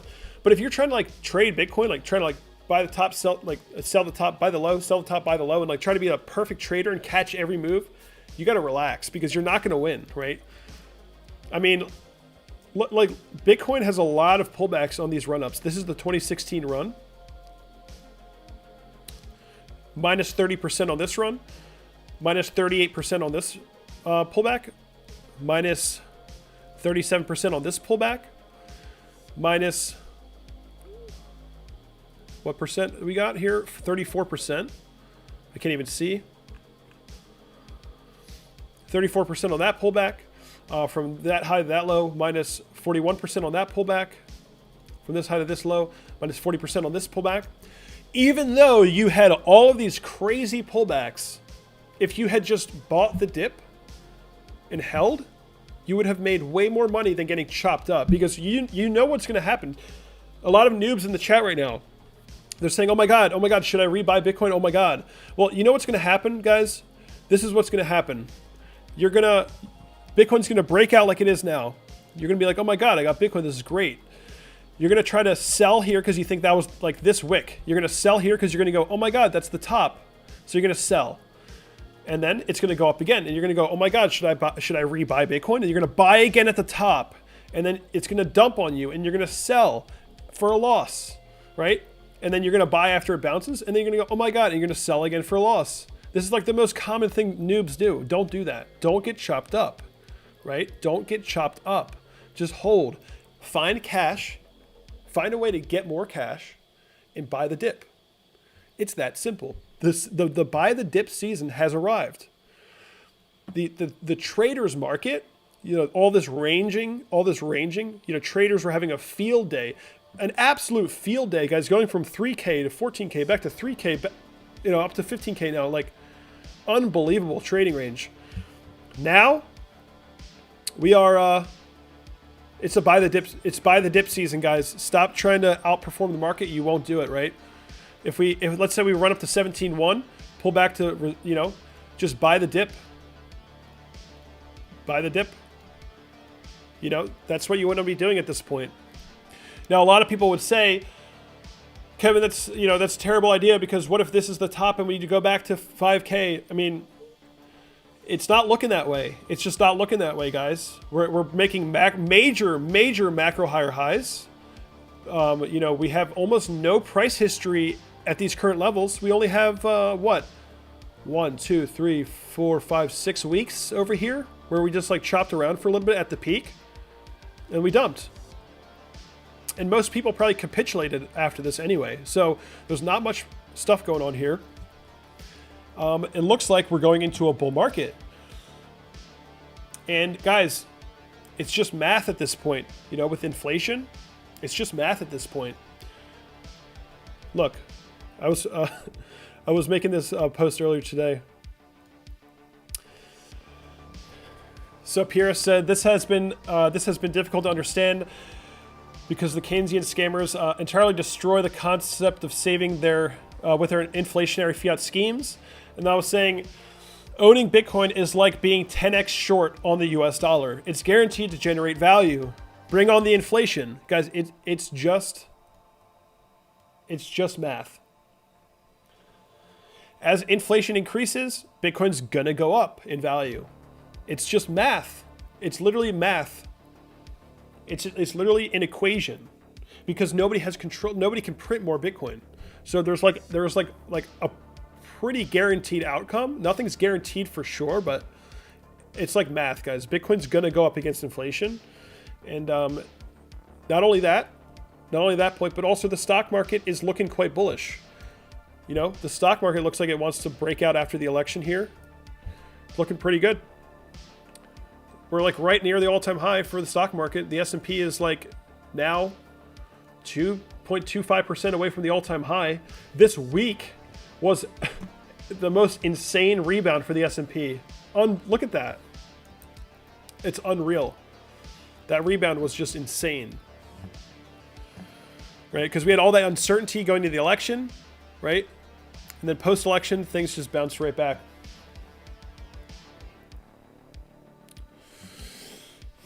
Someone says Bitcoin follows the Dow period. Well, it doesn't follow it all the time. Bitcoin is correlated to the S&P on the weekly chart about 80% of the time.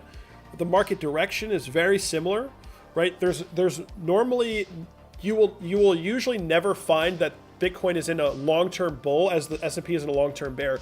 There at least hasn't been enough time or chances for us to see that happen yet. But 80% of the time they are pretty correlated, except for this past, Bitcoin and the S&P both dumped at the same time here.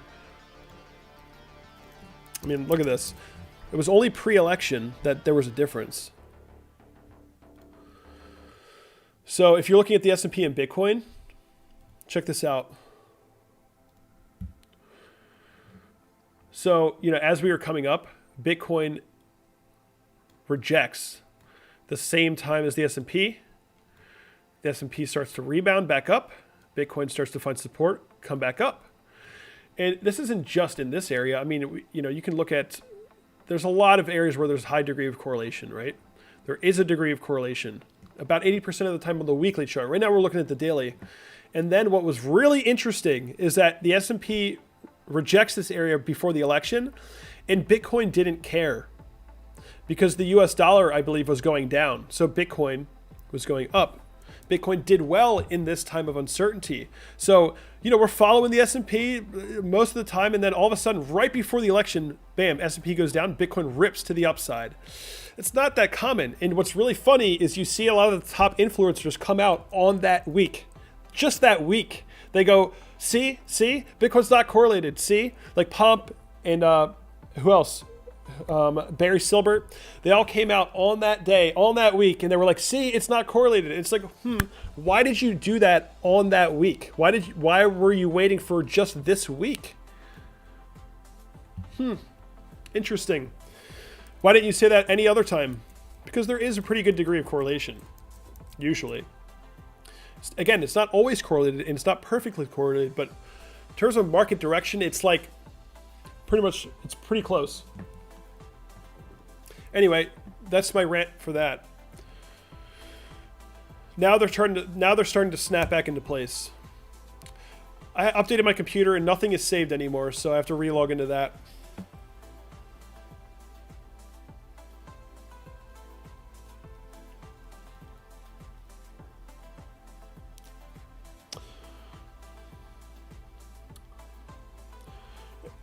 So we have 800 people watching almost. Guys, let's see if we can get at least 700 likes on this stream. We're pretty close. And subscribe to the channel if you're new.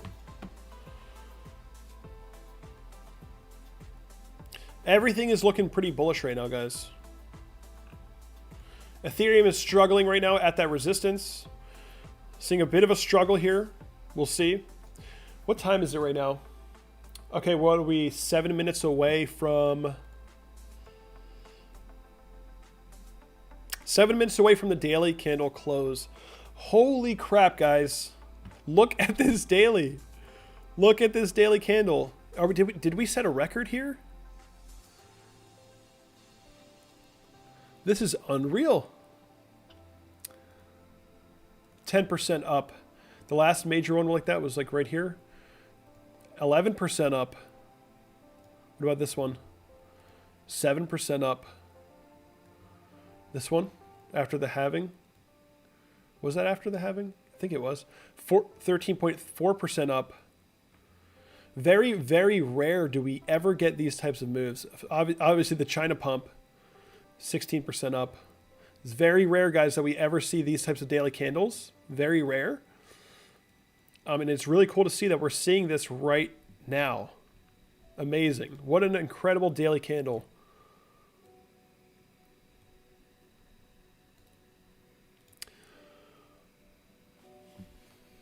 So we're going to see. We have 5 minutes left. 5 minutes left for the close. Well, what would be insane is if in the next 5 minutes we closed above 6,174. But I doubt it.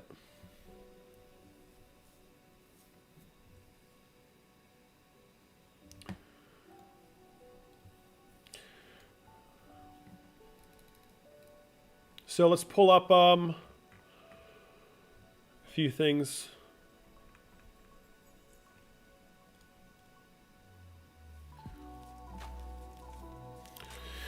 Parabolic stop reverse indicators pointed bullish. Let's bring up the 21-week EMA, which we're incredibly above right now.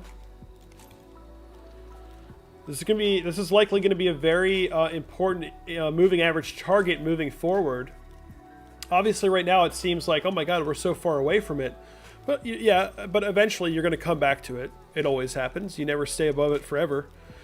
I think the 21-week EMA, just like in the last bull market, will probably play a significant role. You know, who knows what's going to happen here in the short term. But I think we're going to be eventually catching up closer to the 21-week EMA. Eventually. You know, everyone's looking out for that pullback, right? There's always a pullback of some kind during a major bull trend. Just like here, you have all of these 30, 40, 37, 40%, 40% corrections on the way up. You know, you got to be ready for that too. You got to be ready for that as well. But Bitcoin may have a little bit more room to move up. Like we already had this one, 21% to the downside. You know, who knows? Maybe Bitcoin tops out 17.2 and then we pull back. We'll see.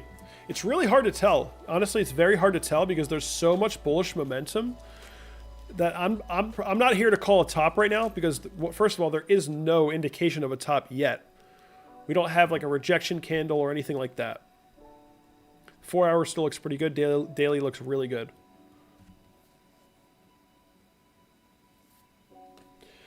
Somebody says, how do you suggest we prepare for a dump?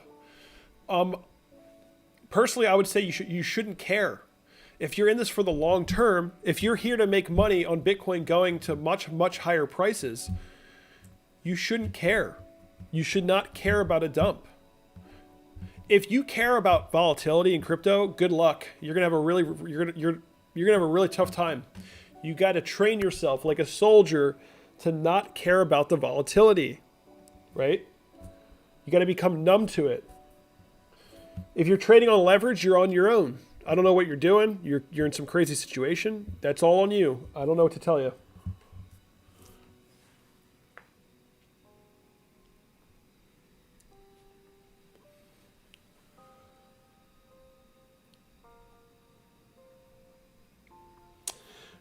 Jackson says, but what if you need a dump to accumulate more? Well, guys, I'm in the same position. I want to buy more on the next dip, so I'm going to be waiting. You know, but what if you need, on the next dip, whether we top out here, 16.2, 17.2, or we hit 20K first, which is less likely, but on the next dump, I'm going to be looking to buy. It doesn't continue forever, guys. There's always a dump at some point, but we still could have 3.5% to 10% to the upside before we actually dump. There's also that potential.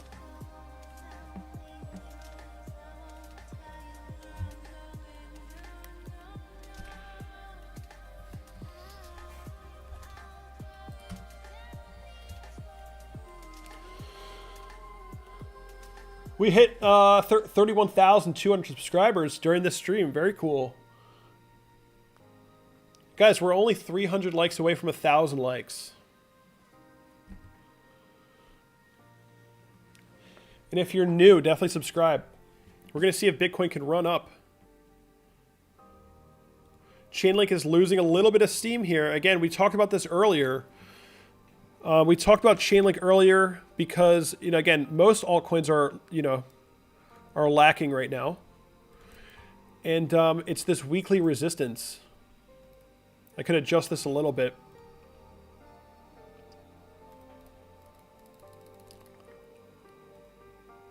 We were looking at this on the weekly chart, but it's the same here. So we're looking at the daily now. We have this resistance for Chainlink that we've been fighting, and we finally got above it, and we actually just confirmed support along it, right? So, we have a little bit of progress that we're actually, getting above this resistance, starting to trade sideways, consolidating, and Chainlink is also stuck in between this range, previous major support as resistance, previous major resistance as support. Pretty simple setup here. I mean, in terms of just where Chainlink is. Extremely neutral. It's extremely neutral right now. We've flipped a major resistance line as support, and we've fallen below this uptrend, and that is now a resistance. So, and we just got the daily candle close. But Chainlink really needs to start closing above this previous trend line. So Bitcoin just closed. Let's see. Bitcoin just closed the daily.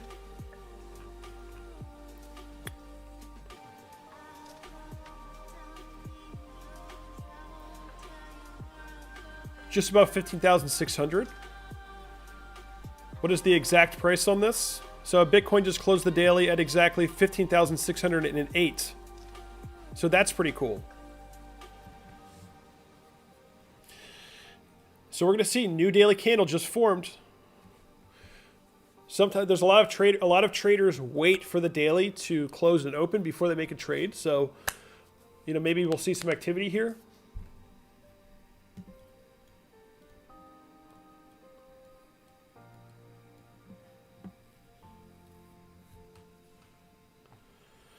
So he says, I'll be right back. I'm going to the bank.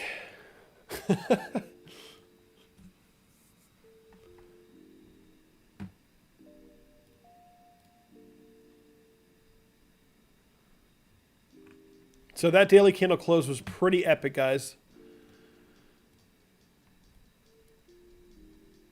We kind of, you know, it's interesting though that we kind of closed this like in no man's land, right?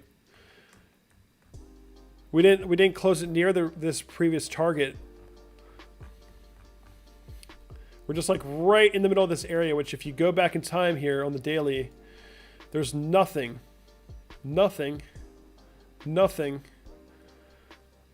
until this area right here.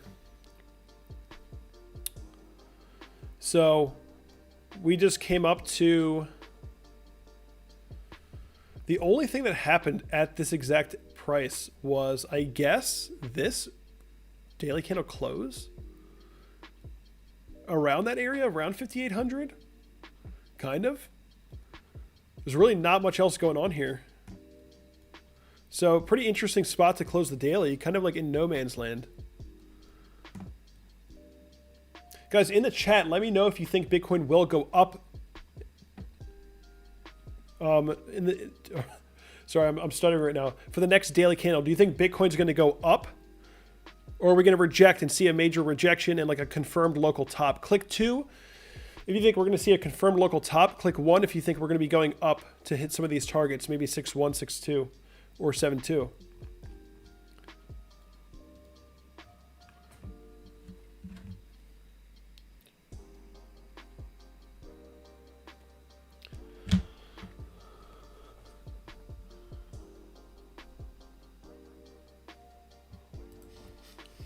Been streaming for over an hour, 40 minutes. Definitely hit that like button.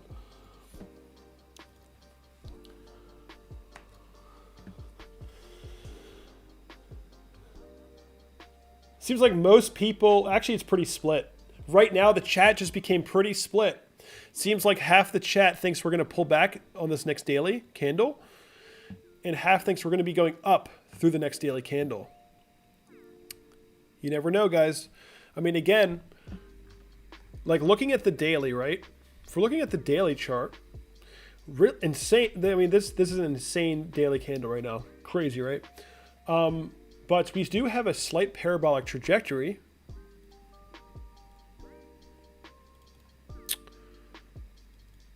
I guess I should mark up. Whoops. Let me get rid of this.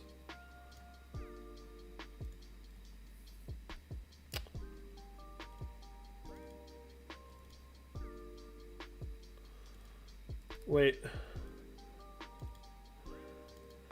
So the parabolic trend that we're in, sorry, that took a while for me to draw, is gonna come somewhere in, like, if we're gonna remain parabolic, right? If we're gonna stay parabolic, Bitcoin can like do anything, and ultimately the prevailing trend would be bullish.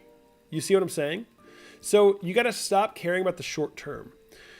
If the prevailing trend remains bullish and we are going to remain parabolic, Bitcoin could range back, bounce up, chop, chop, chop, chop, chop, and then bang, break out, you know, in like a week, right? So keep that in mind, guys. Check this. I mean, like, what have we been experiencing? What did we just experience? Almost the exact same thing. Bitcoin breaks out towards 13K. We just chop, chop, chop, chop, chop, chop, chop, break out again. So who knows? Maybe Bitcoin would do something similar again. We just, even if we pull back, don't get too spooked, guys, because the momentum is up, it's bullish with a lot of demand. The price, like, you're gonna see a lot of demand. You're gonna see a lot of new money come to the market at these levels. So keep in mind, guys, as Bitcoin's breaking out to new highs, the second highest high we've ever seen in Bitcoin history. We have like MicroStrategy bullish, JP Morgan bullish, PayPal bullish. Like, all this stuff is happening. Even the Commodities Future Trading Commission, the CFTC, wants the United States to lead in blockchain technology. A lot of institutional money is going to come in. So don't get spooked by the small stuff. Don't get too distracted by the small stuff, because things can remain bullish even with all the chop, right? Even with all the insanity in the short term. Just keep your eye focused on the long term, because very likely we're going to get really damn bullish really soon and really quickly. especially if the S&P 500, sorry for the white screen, hits new all-time highs, Bitcoin should be headed towards 20K. So guys, keep your eye on the long term, right?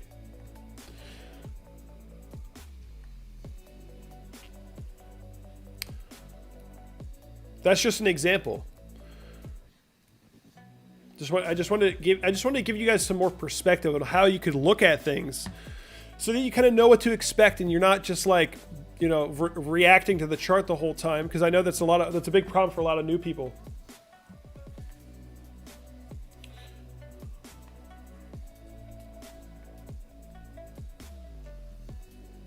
Just looking at chat.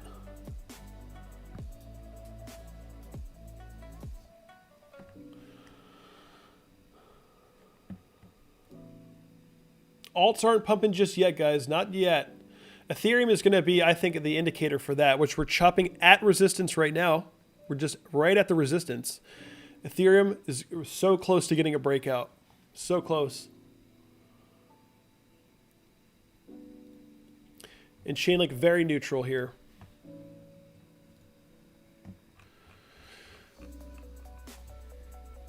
But now that we saw the daily candle close, let's go to the 4-hour. I think we'll probably end up trading sideways, probably. You know, it might take another multiple 4-hour candles to get a breakout. You know, maybe we pull back. The next 4-hour opens, we consolidate before running up again, right? So like it could take some time now to actually get the next leg up, probably. You know, we could chop around here for a bit if we're going to hold that trend. So on that note, guys, I'm probably going to end the stream. We'll see what happens. Again, like I just said, if you're in this for the long term, you need to practice tuning out the noise, right? Because what's very likely going to happen is Bitcoin's going to come back to test this parabolic trend line. I can draw this. Because the trend right now is becoming very parabolic. So what you could end up seeing is a lot of chop. And as you're sitting there worrying about every little move, Bitcoin just breaks out at the end of the week anyway, next week. You know, so you got to make sure you keep your eye on the long term. Forget the noise. But who knows, guys? There's no confirmed top just yet. Bitcoin is just, you know, we opened the daily. Now we're just sitting here right below 15,500. And I've been streaming for like almost 2 hours now. So guys, I actually haven't even eaten today. I streamed earlier today. I did a stream. And then I was updating everybody on my Patreon. And then I was talking to the VIP chat. And then I did this stream. And I have not even eaten food today. So I got to go eat food. I'm going to end the stream. If you guys enjoyed this stream, hit the like button, subscribe to the channel. Check out all the links below. You can sign up for Cryptowatch for free. You can download the Cryptowatch desktop app for free. And you can also join my Patreon, which is not free. But if you want to support the channel, you can join Patreon. You get extra content. You can look at one of my secondary portfolios, actually track that portfolio. And you can join the community. Come and talk in the VIP chat. I'm there every day. And guys, I appreciate all of you tuning in. Again, there's no confirmed top yet. Right? Just like before, Bitcoin hit some resistance, pulled back, rallied again. Bitcoin hit resistance, pulled back. Maybe we rally again. Bitcoin could still be headed for 16,174. Just keep that in mind. We still could have room to move up here, 16,174 to 17,178. So keep that in mind. I just got to go eat food. I've not eaten today at all.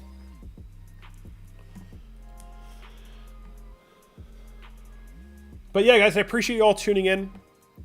Absolutely epic day for Bitcoin. Unbelievable daily candle close. Up 10%, 10.5% to the upside today alone. Unbelievable. Guys, people wait 2 years in the stock market to get a 10% gain. And Bitcoin just got that in a day. And that's why crypto is amazing. I feel like right when I end the stream, Bitcoin's going to break out again. Isn't that always how it goes? Like, I don't want to end the stream, but I do because I want to eat food. But, you know, we're not even losing momentum. Bitcoin could come up to 16,174. There's no major rejection yet. Yeah, somebody come deliver me pizza. How about that?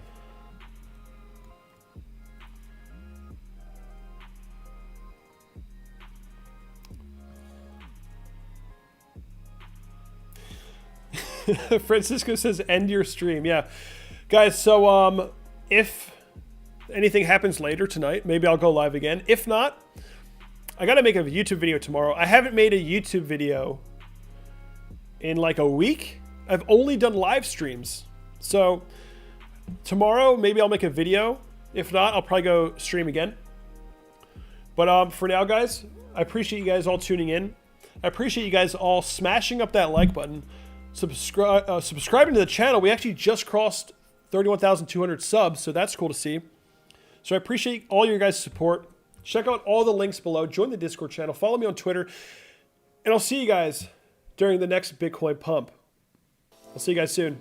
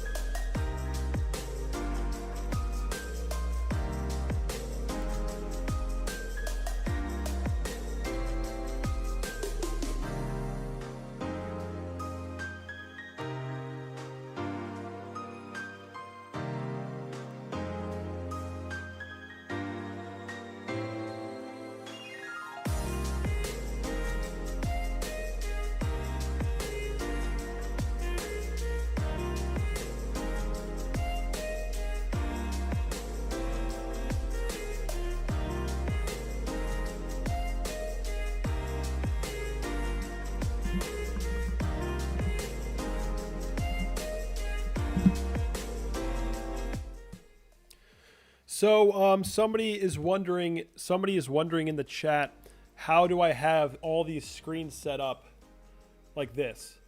Guys, in the link in the description, there's something called the Cryptowatch desktop app.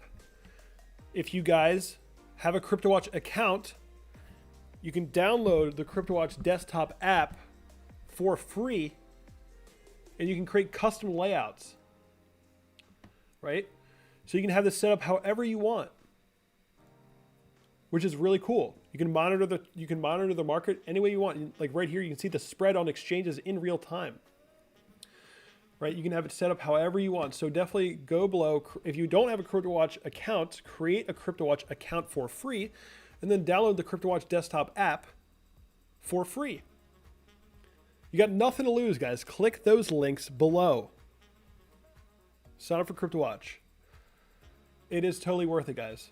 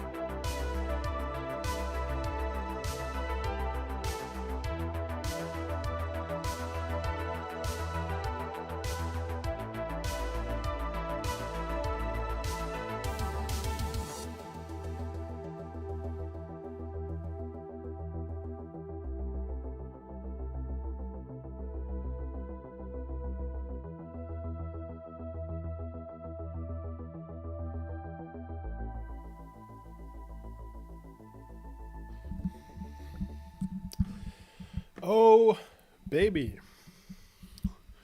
Breaking out once again. I didn't even have time to finish my peanut butter and jelly sandwich. Bitcoin continues up. This is unreal.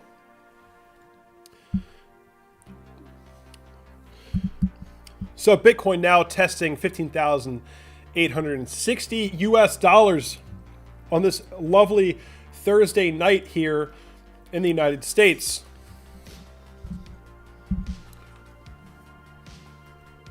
This is unreal.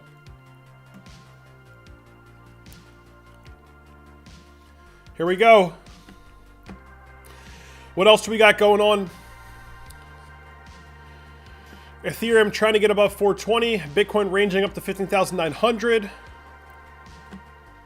This is unbelievable. Ethereum is starting to come up. So let's go to the charts. Who's still here, guys? Who's still here? What's up?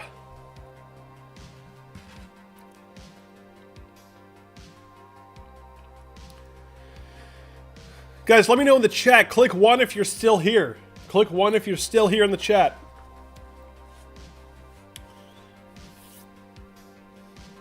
What's up?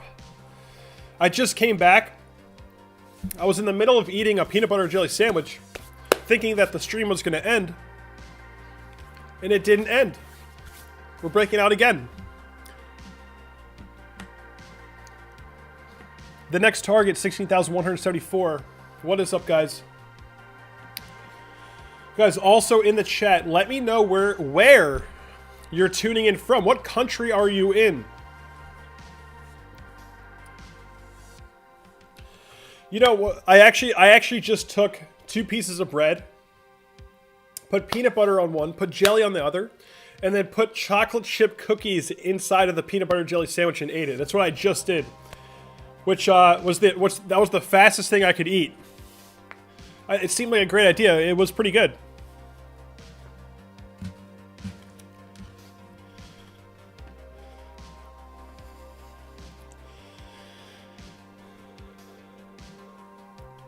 We got people from everywhere tuning in right now.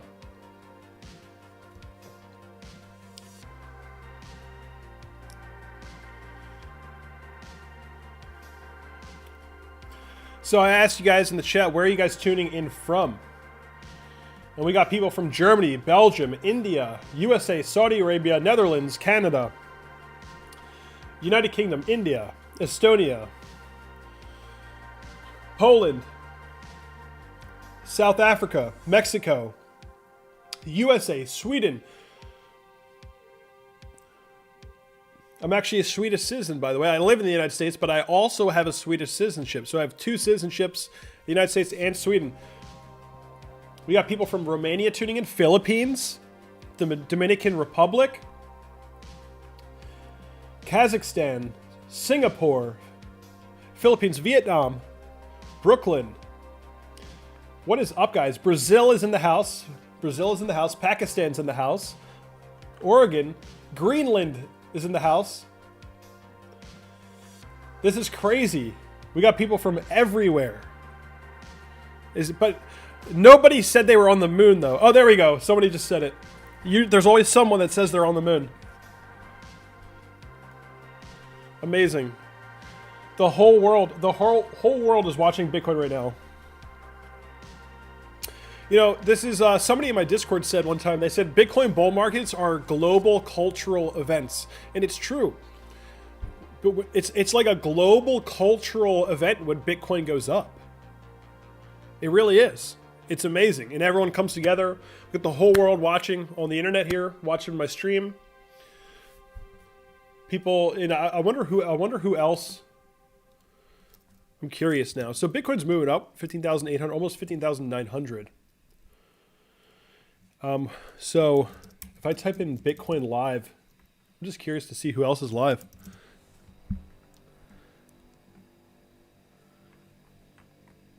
There's not many other live streams. There's like 3 other ones. At least that I can see. Very cool. So here we go, guys. 15,900 Bitcoin. The first target is coming in at 16,174. We also got Ethereum. Ethereum finally popping up above resistance.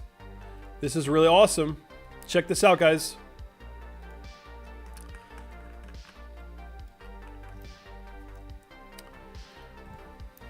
Pretty significant spot, 420 for Ethereum.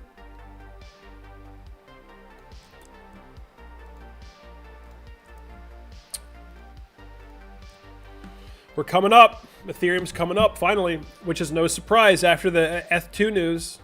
That's pretty cool. Ethereum finally popping out. So we haven't been this high. Ethereum hasn't seen these prices since September 2nd during the major correction. So that's cool. Highest prices since September 2nd for Ethereum.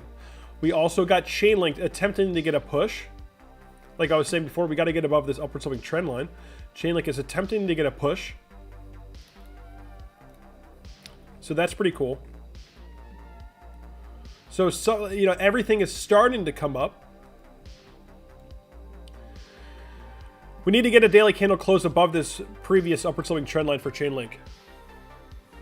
So everything's looking really good. Bitcoin continuing up. We just hit 15,948.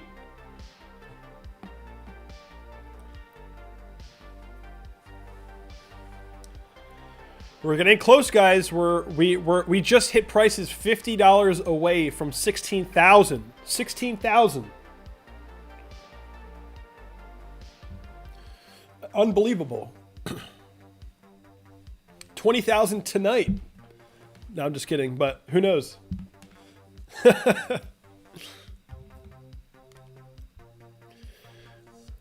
So Bitcoin's still going up. Hold on. People are asking about targets for Ethereum, but we got to watch Bitcoin here because we're about to continue up to that first target, 16,174. This is the target we've been looking at.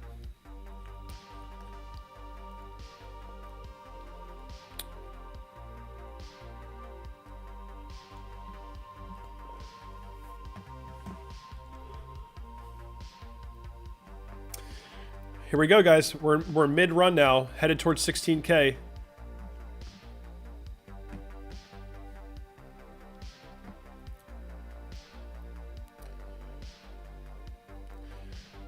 $50 away from $16,000 Bitcoin.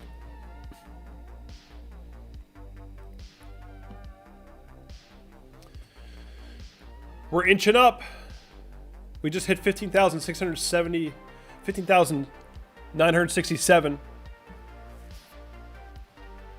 Here we go.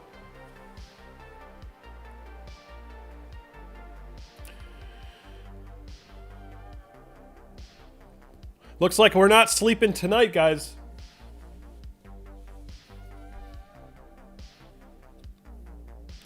Just below 16K.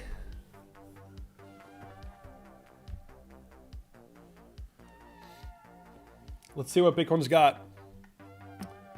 So as we wait for that, somebody was asking about Ethereum. Ethereum's popping up. Getting a little bit of a breakout here. So first of all, you got to clear 445, that area. Your first area to clear for Ethereum, pretty simple, 445 to 447. So we're breaking above this resistance. What you want to do, what Ethereum wants to do is break out, confirm support along this area, right? And then the next major target is actually coming in closer to 488. That's the ultimate target. So looking pretty good for Ethereum now. Finally getting a move. And this is what I was saying for the past many weeks. Accumulating Ethereum below 400, below this resistance of 420, probably a good idea. It's looking good now.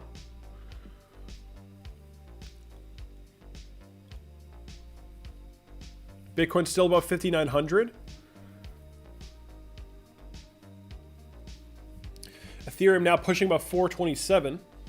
Chainlink now pushing above $11.40. So some of the alts are finally getting some support here. Very cool.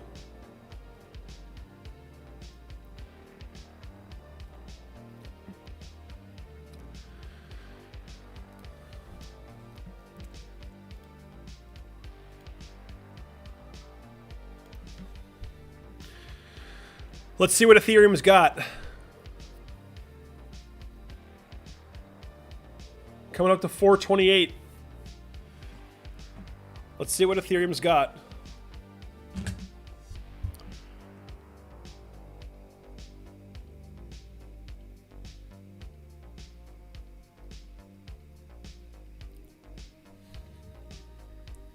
So Bitcoin is now stalling right around 15,900.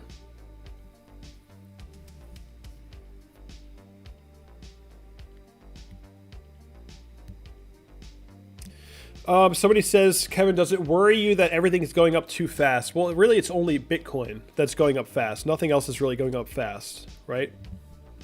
So it doesn't really worry me because and what I mean by that is I expect a correction at some point. I would expect a correction at some point. So I don't really care. I'm already expecting it.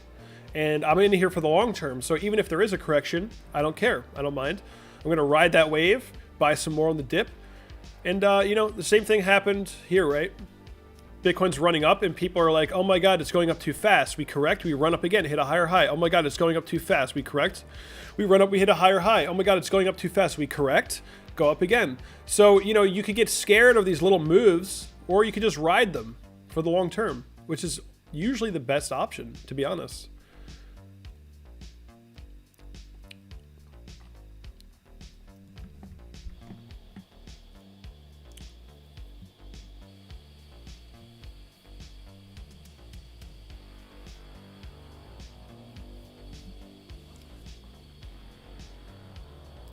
Let's look at that chat.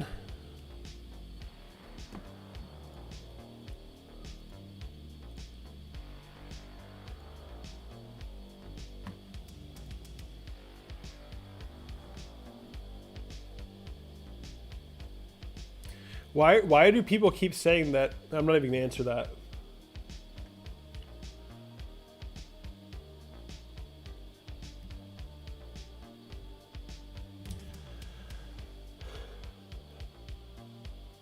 Yeah, a lot of people are talking about how voting should be on the blockchain now. And it might happen eventually, guys. It might happen eventually.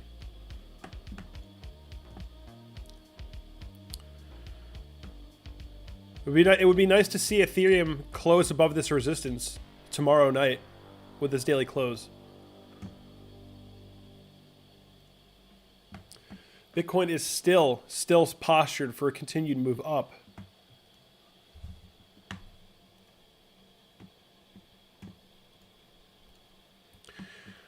Just sitting back, waiting to see how this plays out.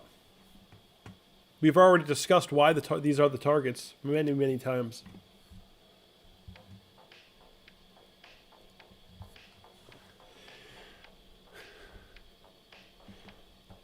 Yeah, I was telling people to write in Satoshi when they went to go vote. Just write in Satoshi's name.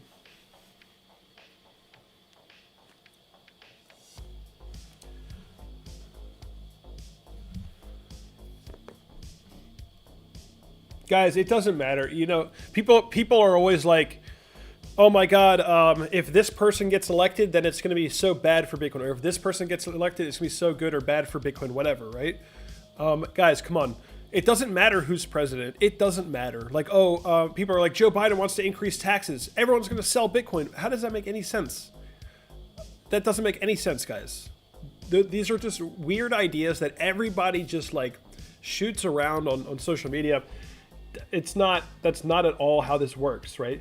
If Bitcoin would get wrecked because Joe Biden became president, then Bitcoin has a much bigger issue to deal with. Bitcoin has no leader. Bitcoin has no CEO. Nobody's in charge of Bitcoin. Bitcoin doesn't care who the president of the United States is, guys. It doesn't matter which way this election goes. Bitcoin doesn't care. I promise you that Bitcoin doesn't care. I promise. Bitcoin is very bullish right now, regardless of who. We don't know who got elected yet. Yet Bitcoin's mooning. It doesn't matter, guys. Trust me, Bitcoin will be fine, regardless of who gets elected. Political FUD. It's just weird. Everybody always has these weird ideas about the market's going up because the whales are doing this, or the whales want to do that. Come on.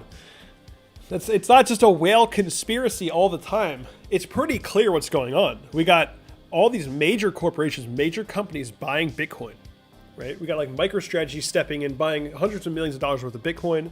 Grayscale buying more Bitcoin than there is mined Bitcoin. And we have PayPal talking about integrating crypto, and also Venmo. And we have JP Morgan, who's also bullish. So just think about the big picture here. Bitcoin is bullish because it's the inevitable, right? And it doesn't matter who gets elected. It'll be fine. I promise. It doesn't matter. LeBlanc says, LeBlanc came up with a 10. He says, for all of us in the chat room, you're the best. Wish it was more money, but maybe it'll be soon. Yeah, $10. That's actually one of that's the biggest donation of the night, actually, I think.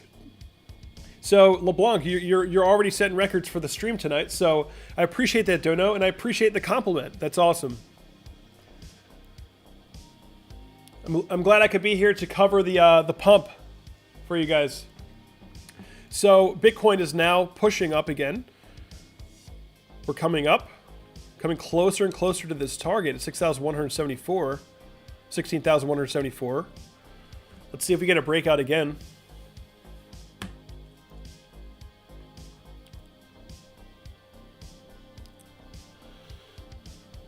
Brady says, I found my new favorite streamer. That's awesome. Appreciate that.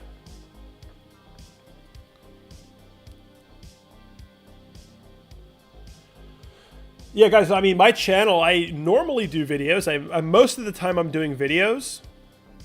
And then occasionally I do live streams. But usually I do a live stream when Bitcoin is making moves or something significant is happening. Sometimes I'll randomly go live, like on occasion, to just like talk to the chat or whatever. But usually I make videos. But definitely subscribe to the channel if you're new and if you're enjoying the live stream.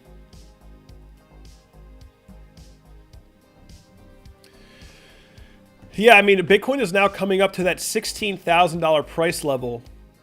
So people are kind of like, the market is, you know, there are people out there right now that are making the decision of whether they're going to buy, are they going to buy Bitcoin for $16,000? Are they going to buy a Bitcoin for $16,000?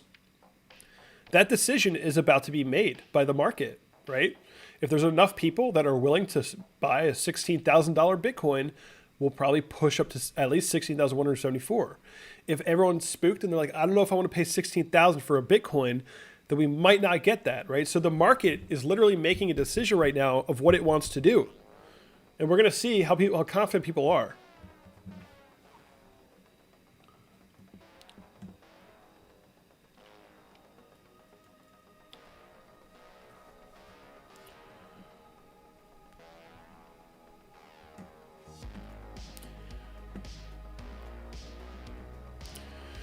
Yeah, Ethereum, the next target is going to be about 445 because we're breaking out. And then after that, 488 or so. This is pretty good for Ethereum. Chainlink trying to make a move. Still pretty neutral.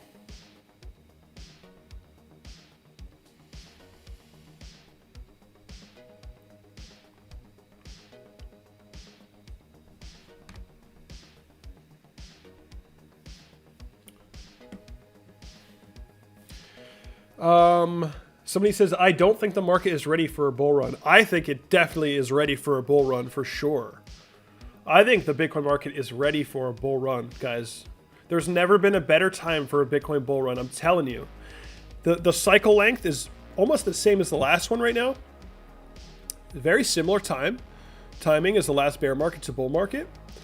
And guys, there's a lot of institutional interests. This is a good time. This is a very good time for a bull market. We have institutions, PayPal even. Like, we have interest from the big guys, the big boys. Even JP Morgan is bullish on Bitcoin.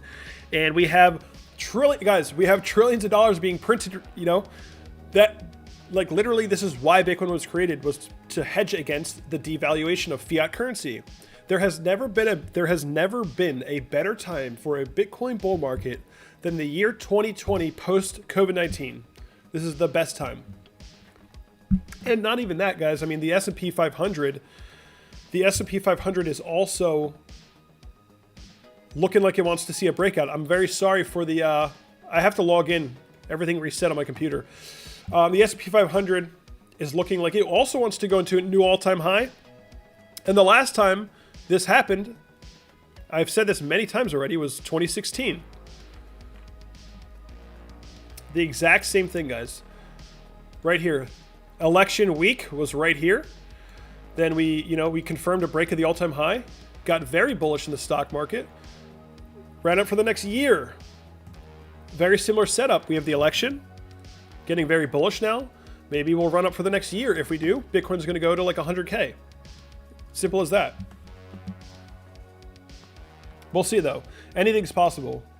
Again, just like COVID-19 happened and there was like a huge panic, anything can change, right? Any event can happen, but there's a lot of momentum right now for Bitcoin, and this is really, really good for crypto. Guys, let's see if we can get 1,000 likes on this stream. We are so close. We need like 130 likes until we hit 1,000 likes. Smash up that like button, guys.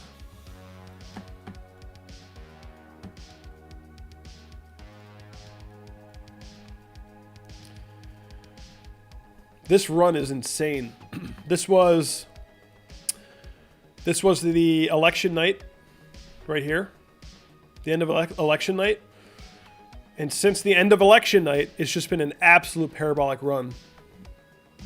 Isn't that interesting though? At the end of election night, when there was no result, it didn't matter what happened. Bitcoin just started running. It was almost like that was like the plan the whole time. Amazing.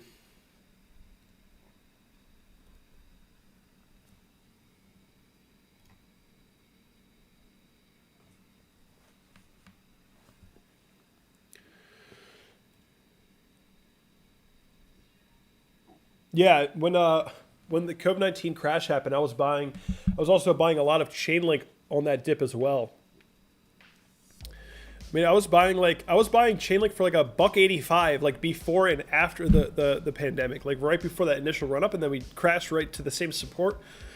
I was buying like the bare minimum before the run up, which was awesome.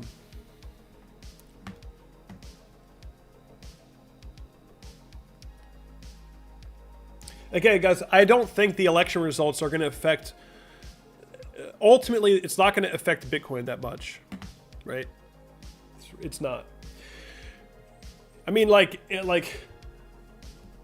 if people are saying that if Joe Biden gets elected, he's going to increase the taxes, so people are going to sell Bitcoin, but wouldn't that give them more incentive to do a long-term trade and hold for a longer period of time or something?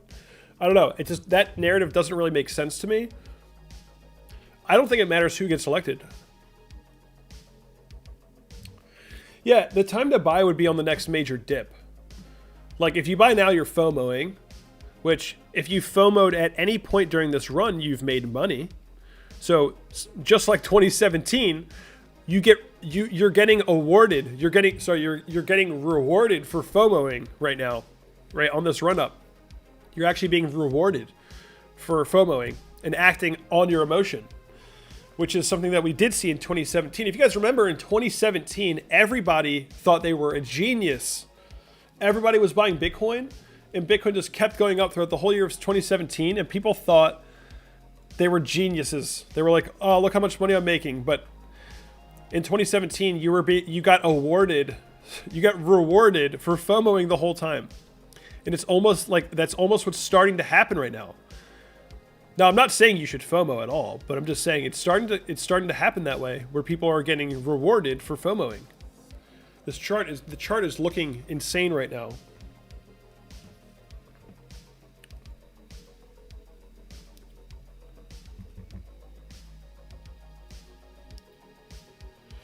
No, guys, I'm not saying, of course, I don't want to get political here. Of course, Joe Biden wants to increase taxes. Of course. What I'm saying is, I don't think it matters who becomes president. Bitcoin has no leader. Bitcoin has no CEO, right? Bitcoin's following this cycle.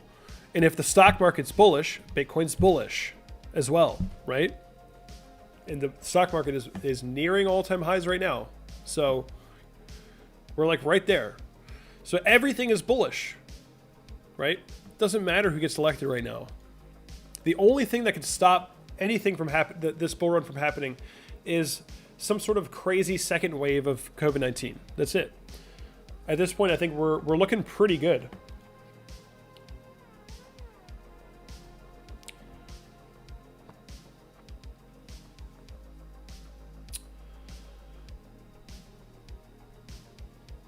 Edward Park.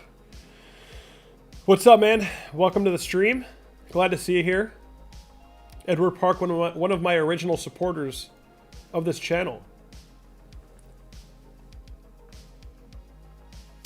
Edward Park was also one of the first people to join Patreon, I think. Amazing support.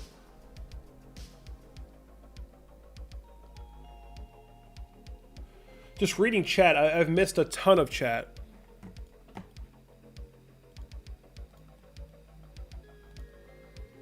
At this point, we're just waiting. Oh, I accidentally removed the target.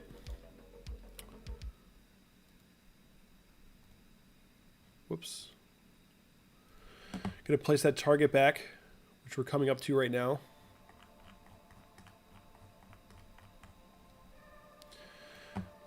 I mean, you can do in between 16. You can just mark it up like that. I mean, look at this chart. Just look. I love looking at the chart like this. Look at it, guys. Isn't it unbelievable? Like, this is Bitcoin right now, 20K, 13.8, and 15,900. Take a snapshot, guys. Check it out. Setting records here. This is unbelievable. To just look at the chart like this. Looks kind of funny, but it's insane. It's finally happening. We've waited many years for this.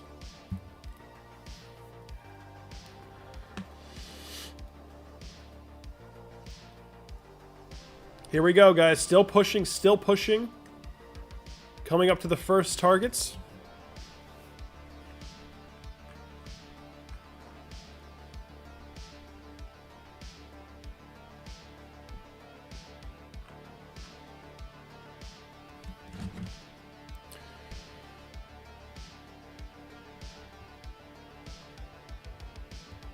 So Ethereum is now at 428 as well. It's starting to get bullish for everything.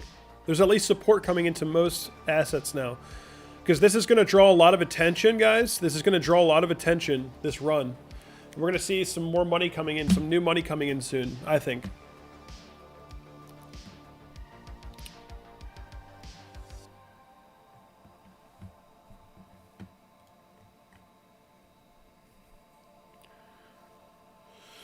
Edward Park is saying Chainlink has so much potential. I agree, and right now Chainlink is still at a point that's like we haven't even started this run yet. So pretty. I mean, I actually bought the dip the other day on Chainlink down here.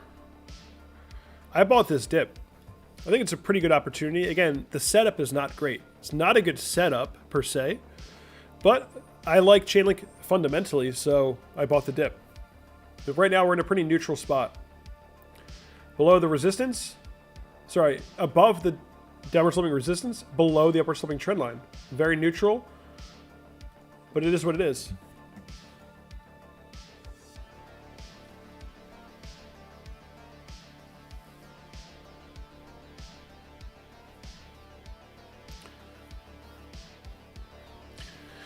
Yeah, I mean, once, you know, when in 2017, when Bitcoin was going up a lot, it actually was losing some dominance. It was losing dominance because a lot of the altcoins were also going up. And basically, if Bitcoin enters a major bull market and we start to break above 20,000, people are going to be FOMOing. Institutions are going to be FOMOing. Some institutions are going to think, oh my God, was I wrong about Bitcoin?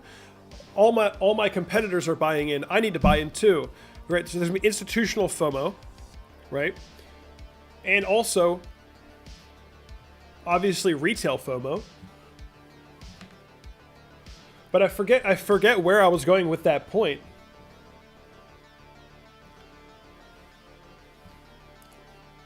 Oh, what I meant to say is once Bitcoin gets above 20,000 and we start to break into new all-time highs, then very likely all the new money that starts to try and come into the market, they're going to be buying Ethereum, Chainlink, everything else. You know, they're going to start buying everything else along with Bitcoin. And that's what happened in 2017 was once we started to break out, all the new money that was coming in, they wanted to buy this coin. They wanted to buy that coin. They thought that this was the next best one. They thought Ethereum was going to take over Bitcoin. They thought that Litecoin was Bitcoin Lite and it was going to be whatever. So when new money comes in, there's a lot of hype. There's also a little bit of ignorance involved. So you're gonna see things popping off left and right, you know. So personally, I think Chainlink going to the next bull market likely would go at least $100, at least $100 in the next bull market. But again, that would mean that Bitcoin is on an extended run above 20,000. In that scenario. Paul says he subscribed. Guys, I appreciate that, Paul. Definitely subscribe to the channel. If you're new, smash up that like button. We're only 50 likes away from 1,000 likes. Can we hit that 1,000 like mark, guys? Let's get 1,000 likes on this stream. I actually need to like change the title of the stream now. So like Bitcoin 16K or something? Like, I mean, we're like pretty damn close at least. Bitcoin 16,000.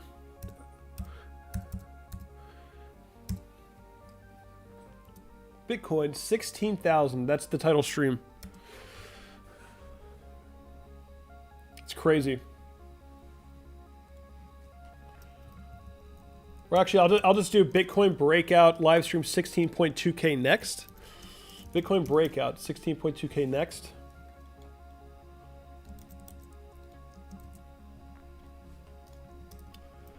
Sorry, the title of the stream already got outdated. That's how bullish Bitcoin is. The thumbnail is already outdated too. Amazing.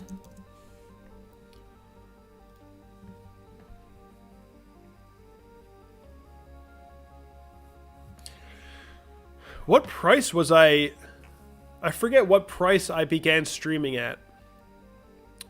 Oh, I guess it was here. It was at like 15,300. So I started streaming at 15,300 and I was targeting 16.2 basically since the beginning of the stream. And it's crazy that we're getting there.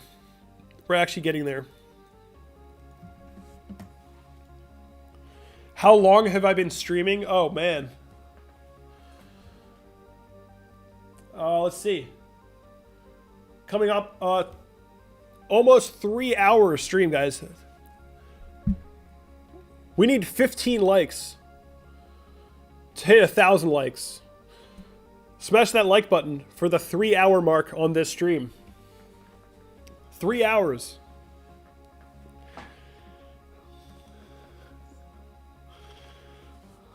Can we get 1,000? Of course we can.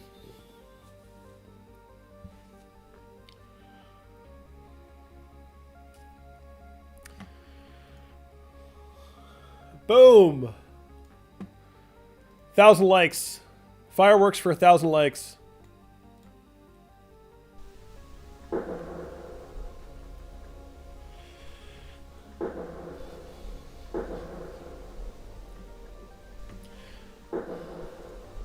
This music makes it seem like we're in a video game.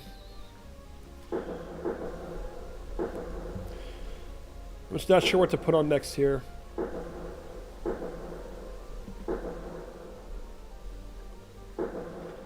So we're actually now only 50 bucks away from 16,000. We're only less than $200 away from the next target. Things are looking pretty good here. Look, we're breaking out right now, 15,972, guys. Continuing up.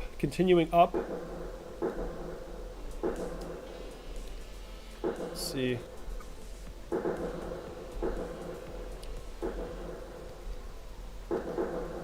Changing the music here.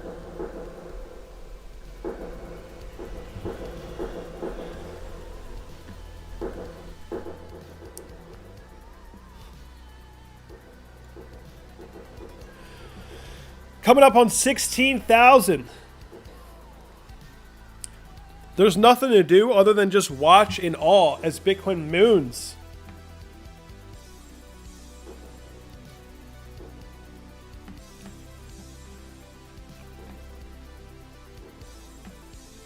Wow, Ethereum is up to 430. Almost. Continuing the push. Chainlink still below resistance. It's getting epic. We got Brett coming in with a 5. He says, thanks for years of great content. Brett, I appreciate that comment. And I appreciate the donation. Thank you so much. So I guess Brett has been here for years then. An OG viewer.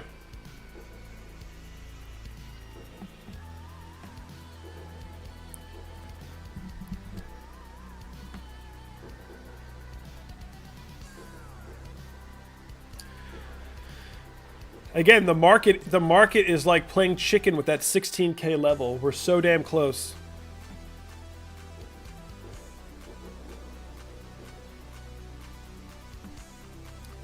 Here we go. Ethereum 430 on the breakout. Highest prices since September 2nd. Pretty good.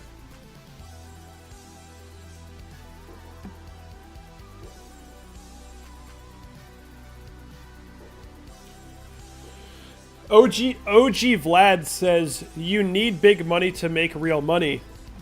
Guys, that's not like always the case. You can make good money by playing the long game, right? Somebody just said, you need a lot of money to make big money. Well, yeah, but also if you were accumulating slow and steady, guys, slow and steady, accumulating Bitcoin, accumulating Ethereum at the low points, at the lows, at Chainlink, accumulating at the low points, just slowly, like every paycheck, whatever, you're putting some money in, putting some money in, putting some money in. That's going to build up over time. And if you're patient, a little bit can turn into a whole lot. Guys, this is crypto. Crypto has made millionaires, right? From very little, you know, there's some people that invested, you know, like 10 G's very early on in Bitcoin, and they made multi-millions of dollars, right? So you can get that type of a gain in crypto, but you have to be very patient, you have to be very persistent, and you have to have long-term conviction, you know? And I mean, guys, when I started a secondary portfolio in Patreon, like for my patrons in the beginning of 2020, and I started from scratch, and I think I invested in between like 15 to 18,000 and turned the 15,000 into like over 50 grand. So like 15,000 about, I turned it into 50 grand, like since the beginning of 2020. So that you can make pretty good gain. Like you can make, if you know what you're doing, like buying Chainlink at $1.85 is what made a lot of those gains. $1.85 Chainlink all the way up to like 20. And then after the dump, after 20, I started to scale out a little bit and then rebuy lower.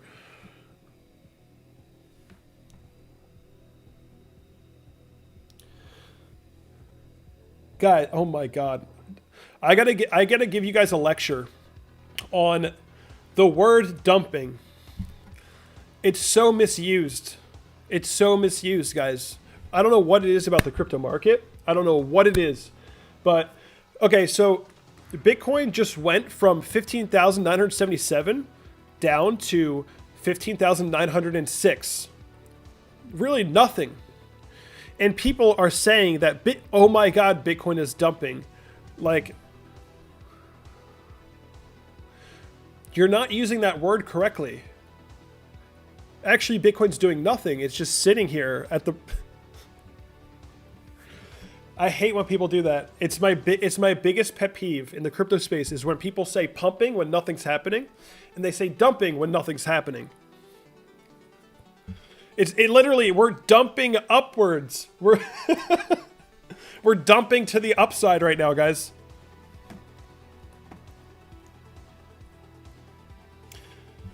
I'm gonna start using that. We're getting a major dump to the upside right now, guys. Major dump to the upside.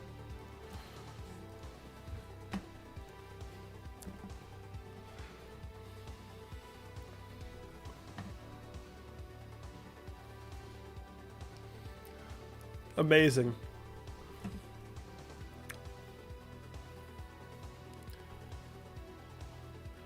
We're pumping to the downside and dumping to the upside.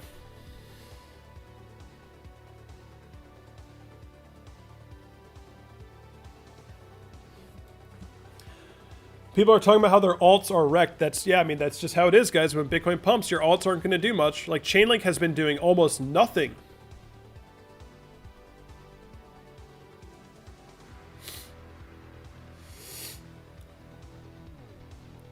Alts are not doing much at all. The only thing that's starting to move a little bit is Ethereum is starting to get a breakout, right?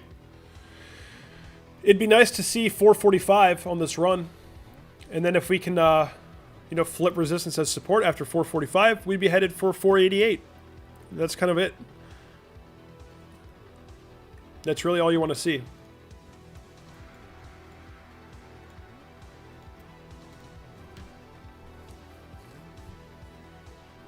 And then if that happens, Ethereum would start to become a little bit parabolic as well.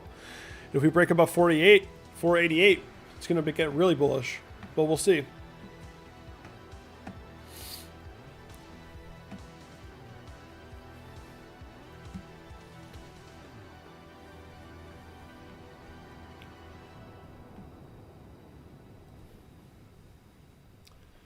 Yeah, somebody's saying alts look juicy. You know, I felt the same way the other day. I saw the alts were like way down, and I was like, I don't know if I could go wrong here. Like they're so down. I was like, let me just buy a little bit of this, buy a little bit of that, accumulate a little bit of everything, including Chainlink. Everything was just so down. What is this music? What is this? I guess it's like Halloween music. I guess we're back on Halloween now. Hold up.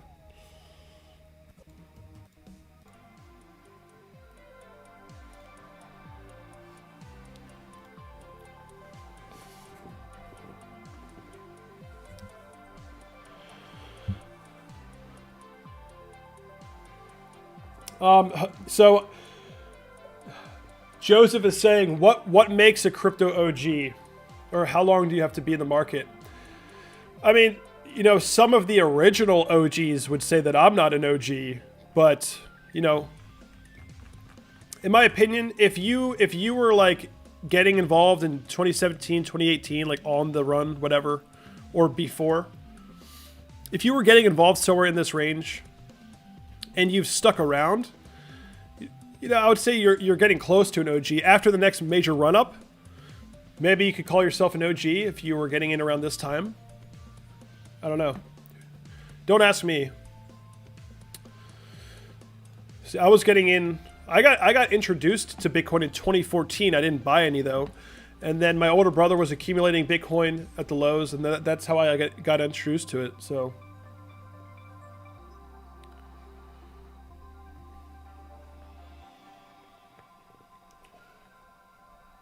So my first main purchase was Ethereum at $45 in 2017. Right here. So Ethereum, so at the time I was trading stocks, penny stocks, right?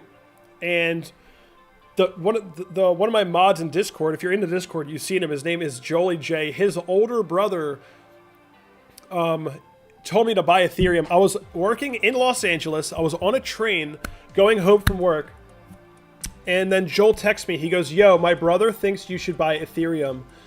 And I downloaded the Coinbase app and I just maxed out my card, like literally right there on the train.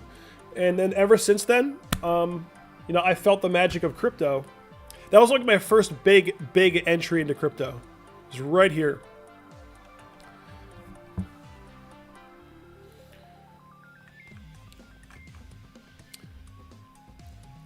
What's crazy is that I was buying a $45 Ethereum in the bear. I mean, we came back to $80 in the bear market. That is the craziest thing, and that's why I think Ethereum is completely undervalued. I think Ethereum is completely undervalued. Okay, by the way, guys, when I say max out my card on Coinbase, it was literally $300 daily limit. Not much. So like I maxed out the debit card purchase, and then from there I started to buy a lot more, right? But I'm saying like on that day, I didn't do like a degenerate max my credit card. It was the you guys remember that limit back in 2017? Or maybe you don't. Maybe you weren't here in 2017. But it was like that day I started buying, and I just kept buying. And back then when I didn't know much about crypto during the first major run up here for Ethereum, I thought that I was like so naive and so ignorant that I thought that Ethereum was going to overtake Bitcoin. I was like on Facebook, like spamming the Ethereum Facebook page, like this is why Ethereum is going to overtake Bitcoin, and I was like listing like all this stuff, and like I didn't know what I was talking about, but it was pretty funny. But I was like getting really heavy into Ethereum. So some people would say that I'm not an OG. Some people say I am. I don't know. Who knows? Depends on the perspective, I guess.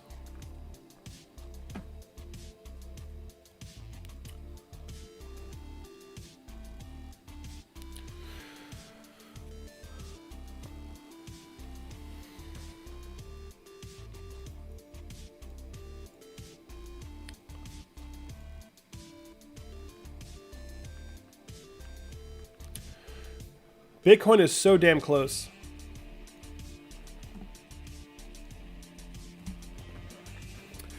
The Caretaker, what is up, man? For some reason, YouTube removed all of my mods. I'm gonna add you back as a mod because you've been cleared by Crown's Crypto Cave as like a good mod. So that immediately qualifies you for my channel as being a mod as well.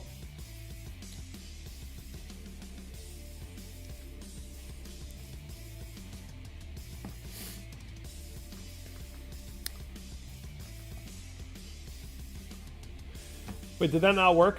Should have worked. Should work. No, guys, if you're only going to get a mod position if I know who you are. Caretaker's been around for a while. So what I'm curious about is I'm curious to see what Bitcoin does coming up to this first target here, just above 16K. And after that happens, if it happens, this is probably where I'm going to end the stream. But until then, I guess we're going to hang out to see how things go. What time is it right now? Not too late.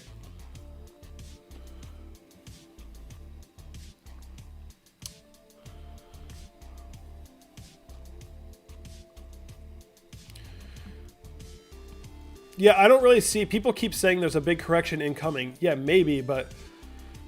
I don't know. I feel like the market... there's no real, like, technical... There's no technical reason why this would be the resistance. Maybe the $16,000 psychological level no one wants to buy. Actually, you could make that argument, actually, that 16K psychologically would be a resistance. But I'm looking for these targets right here.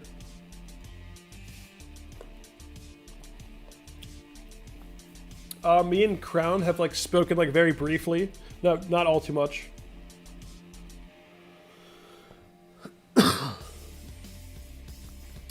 Zane is wondering, do you only hold Bitcoin, Ethereum, Chainlink, and what other altcoins do you hold?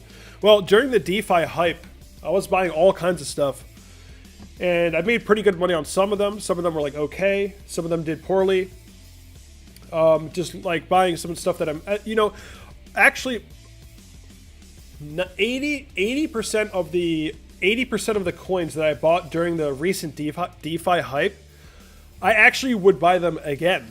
And I'm actually looking to buy them again potentially. So I didn't really buy all that many shit coins during the DeFi hype. There were like a couple that were pretty bad, but all of that happened in my Patreon.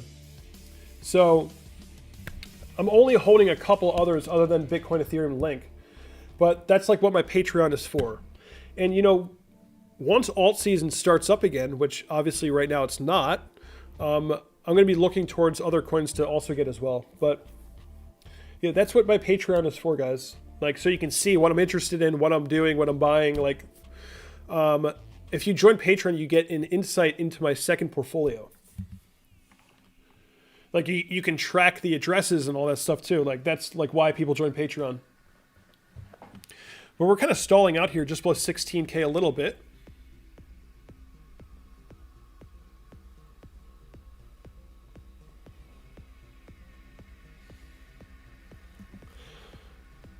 Somebody's asking, what does psychological mean? It just means like when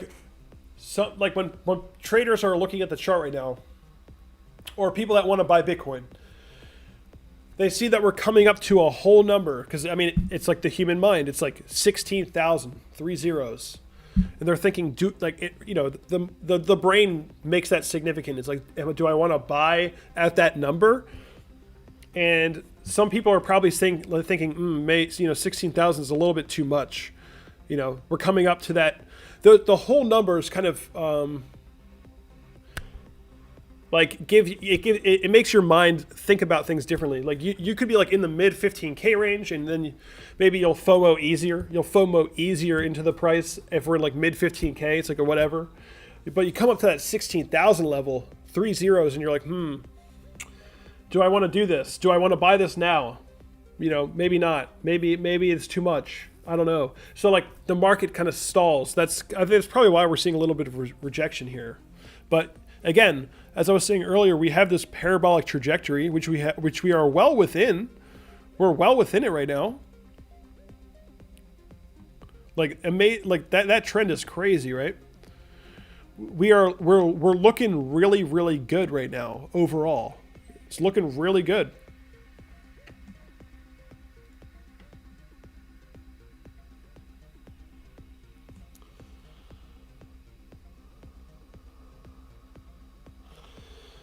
What does parabolic mean? Are you guys new? Are you guys new to crypto? Guys, if you're new, definitely subscribe so you can learn a little bit more. But parabolic is like an exponential increase, right? So, like if you imagine, guys, like you just have like a price trend that's going like this. This is not parabolic. This is just very a steady upward sloping trend, right? I'm not sure what the right word would be for that. This is like a steady trend, right? But a parabolic trend would be like this, an exponential increase, an exponential rise in price. So low, and then exponentially rising. See? A parabola, right? A parabola, parabolic, exponential increase in price. So, and that's what we're seeing right now on the 30-minute chart for Bitcoin, you see? We're forming a parabola. It's an exponential increase in price. Parabolic structure. Going parabolic. Very cool.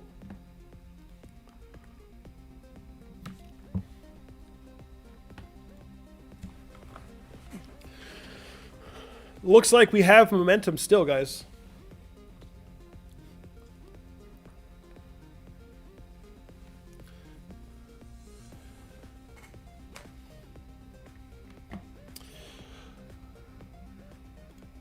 I mean, Peter's saying, Kevin, do you think Bitcoin's going to pull back 30%?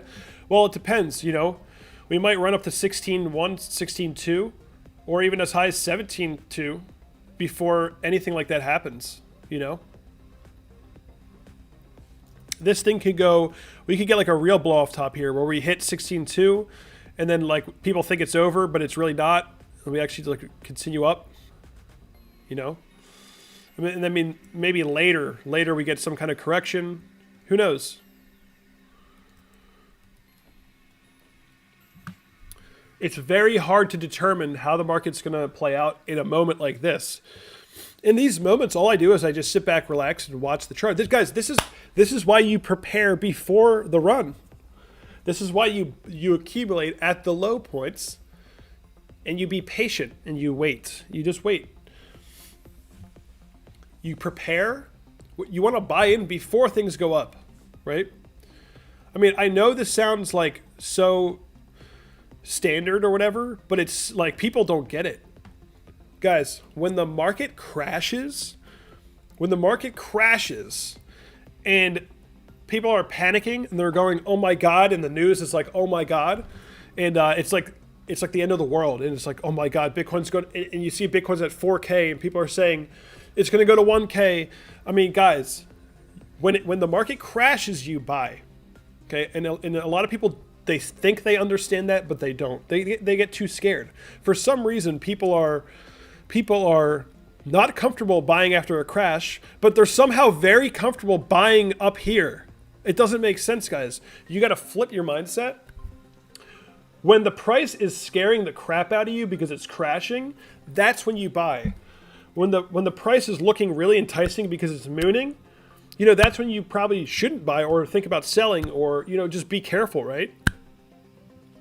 It's like, it's so basic, but this is why people have trouble in the market. And guys, I remember making videos, and I made a Twitter post.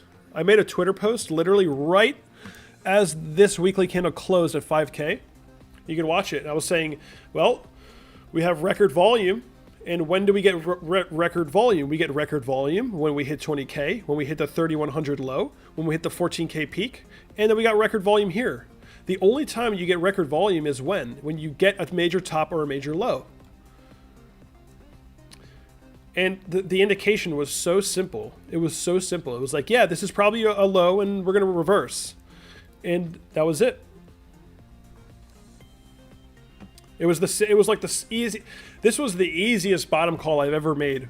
After we closed the weekly, just above 5K, easiest bottom call I have ever made. Simply because the volume level was breaking records.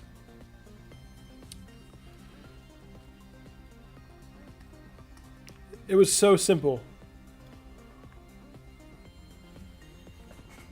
I mean, guys, we haven't even, like, let's go to the weekly, or let's go to the daily.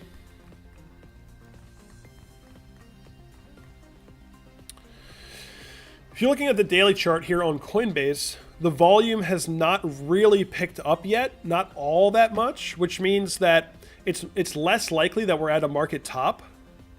It's less likely that we're at a major market top, meaning that if we do find a top and sell off, that's a temporary pullback for a much larger term trend, right? We're not seeing like a blow off in emotions.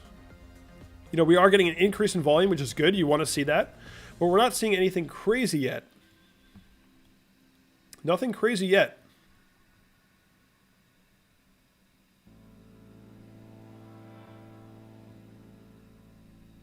And we're still on this volume decline.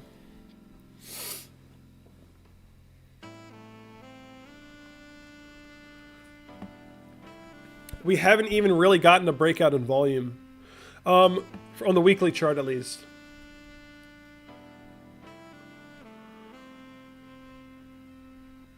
So, the volume in 2016 going into 2017, the volume really started to pick up after the break of the all-time high. This was the break of the all-time high, right there. And the volume only really started to increase after that, right? We started to get a big increase. And if you're looking at now, we haven't broken the all-time high. We haven't really gotten that big of an increase. So once we actually break the all-time high above 20,000, that's when you're going to start to see these crazy runs. Huge increase in volume over the next year, right?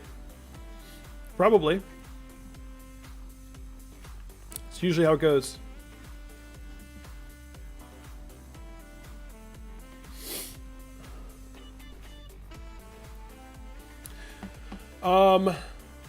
People are saying, guys, watch your eyes. The screen's going to go white. The screen's going to be white. I haven't logged in. So people are asking about futures.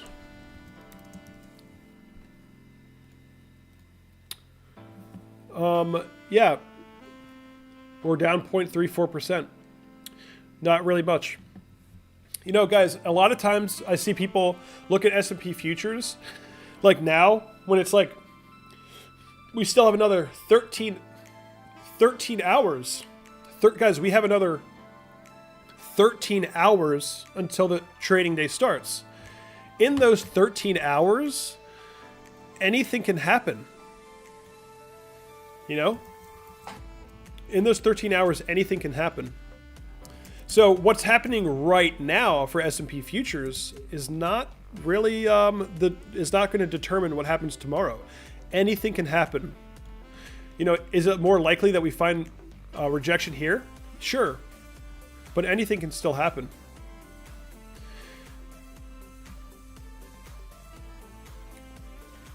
Chainlink is looking pretty good. I mean, it's still in a pretty neutral spot, but Chainlink, I bought the dip the other day, and since then it's been doing pretty good. Chainlink needs to get above that resistance. So if we start to close dailies above $11, I would say, I guess, 60 cents, things are going to get pretty bullish again for Chainlink.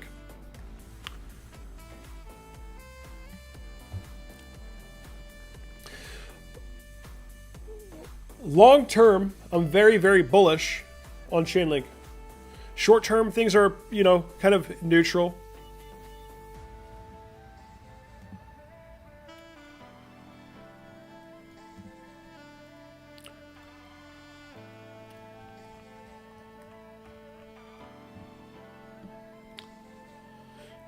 Did I miss something? Richie Buddy says, can Asia pump us to 20K? What, tonight? Probably not. Probably not.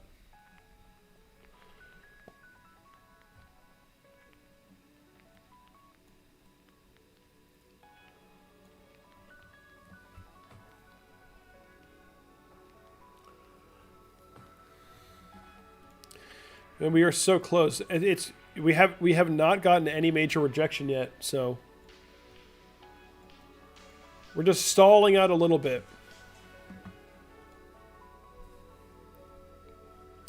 Yes, there's some people out there that think that we're not going to have any rejection until like 20K.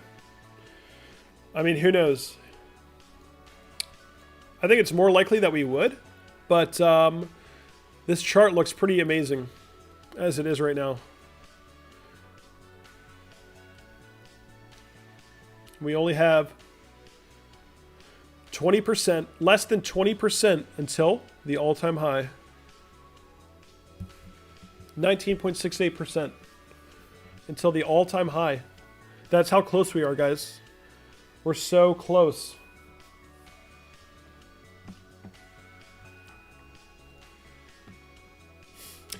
Zane says, Kev, do you follow stock to flow? I do. I mean, like, not really all that closely. But I do follow stock to flow, yeah. Like, I look at it. There's something about it that I personally, like, for this cycle, I'm sure it's going to work out great. For this cycle, Bitcoin will probably follow it, right? And right now, it's looking really, really good. But if you, like, zoom out for the stock to flow, right? If I just zoom out here and go really, really far back so we can see where the stock to flow suggests we're going to be. This is up. My computer's going to have a rough time with this one. Oh, crap. Here we go.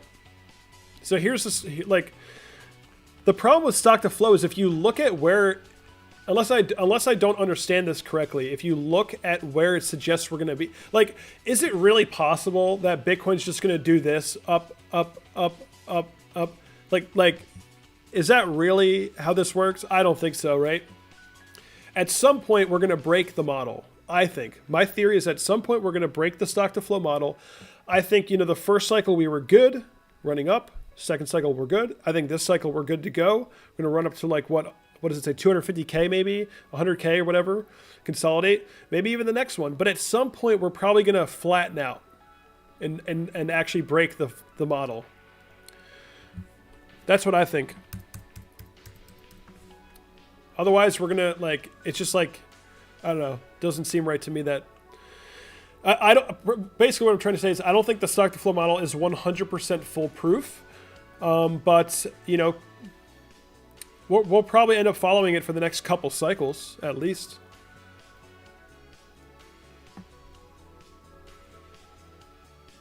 It's relevant now.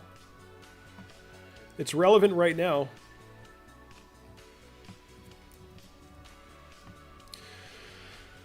Oh yeah, there we go. Ethereum. Continuing. So Ethereum continuing up to the first target of 445. Let's go back to the daily.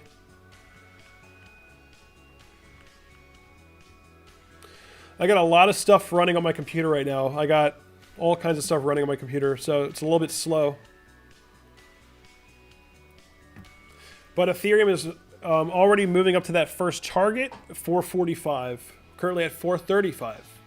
So that's pretty good. Let me go, because I accidentally got rid of this. Let me go put these back. Pretty simple, guys. We just have the horizontal target. That's it, right? That's all that I'm really looking for right now.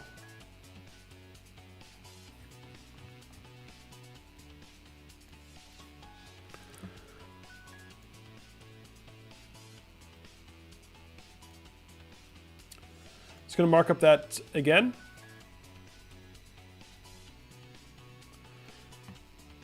Bitcoin is so damn close to these targets right now.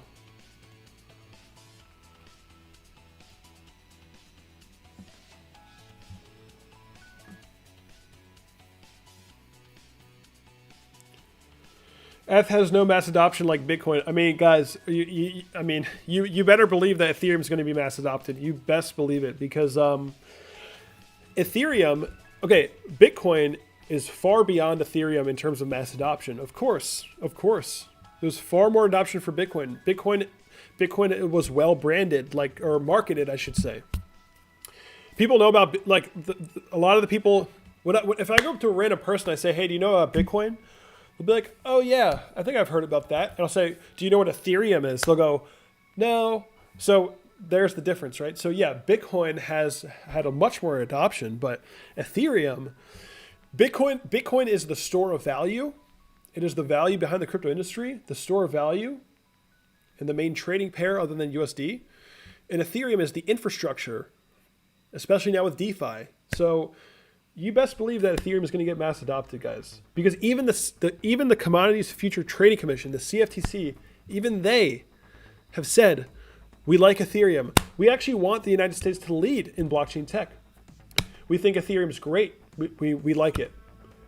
And that just happened recently. You best believe that Ethereum is going to get mass adopted, guys. And the F2 announcement just happened.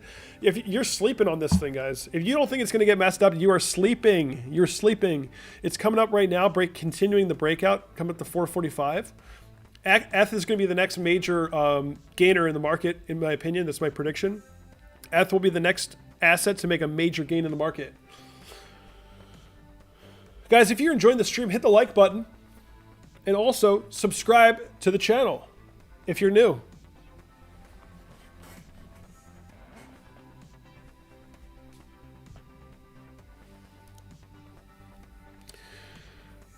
So, Ethereum is right in this range. Let's see if we hit that first target.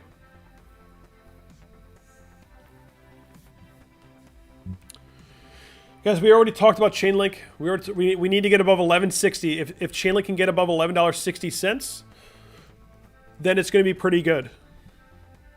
I bought the dip recently. But I'm looking at Ethereum now, coming up to that first target.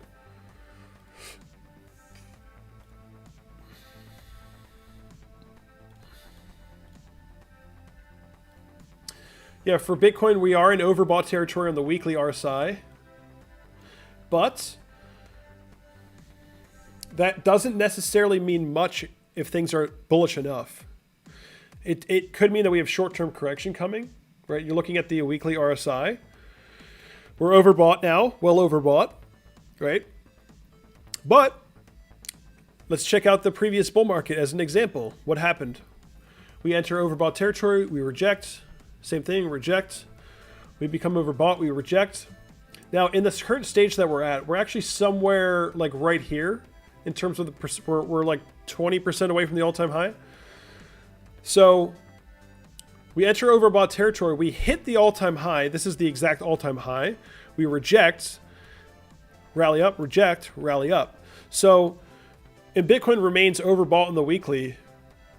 Like we were like consistently overbought, like throughout this entire pump. We were like.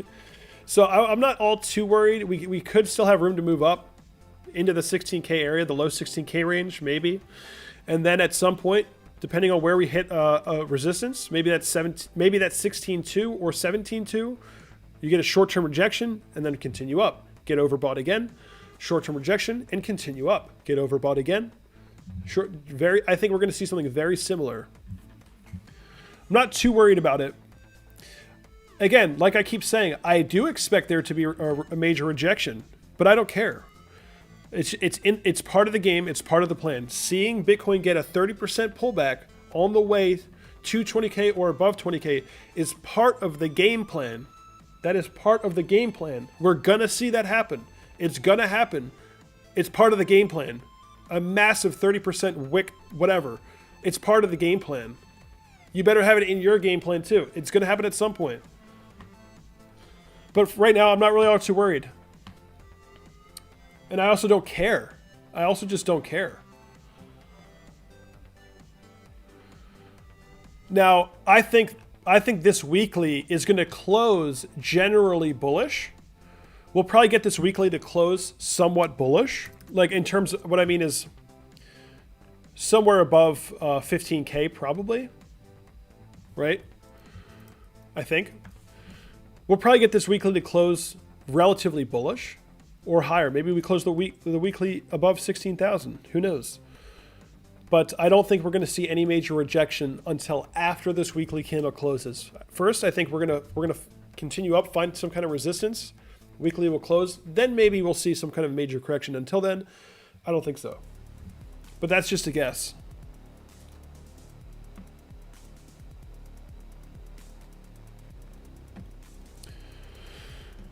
Chainlink is pumping up above $11.40. Pretty cool.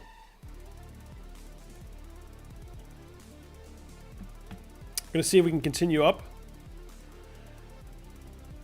Chainlink coming up to 11.50 now. Looks like alts are starting to get some support here. 11.50. Chainlink just hit 11.50, crossing above the previous upward sloping trend line, which was resistance here.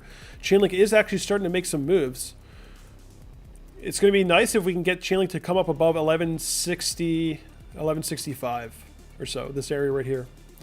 I would like to see Chainlink surpass that area. Chainlink now at 11.50, which is pretty cool. I'm glad I bought this dip.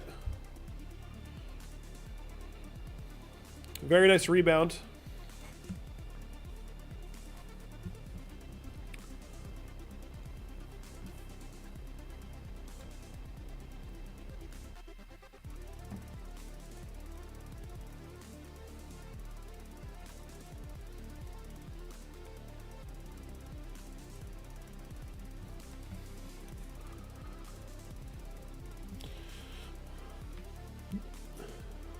ZO says, guys, learn about safe leverage trading, and I agree. That's, you know, guys, I don't promote leverage trading platforms on my channel because I don't think that I personally don't think that I should just be advertising leverage to everyone. Like, to me, I think I'm going to hurt my viewers, and maybe they won't be viewers if they get hurt with leverage. So, like, I don't know. I also don't trade on leverage all that much, so, you know, I feel like it would be weird if I was just promoting leverage trading, even though I'm not really like a leverage trader, even though I do take leverage trades once in a while. But I don't promote leveraged platforms other than Kraken, but they have max 5x. But Kraken is a great exchange overall. But yeah, guys, if you're going to trade on leverage, use it to decrease risk, meaning that if you have a $10,000 account value, instead of taking 10 grand and putting it in the market, you can take out 1,000, put it on 10x. That way you're only risking $1,000, but the position size is still 10K. You're risking less, you see? That's how you can use leverage properly. That's a proper use of leverage, in my opinion. Use it to risk less actual dollars. You see? Yeah, Chainlink 1152 coming up. Ethereum coming up above this resistance. Pretty cool. Very nice to see that.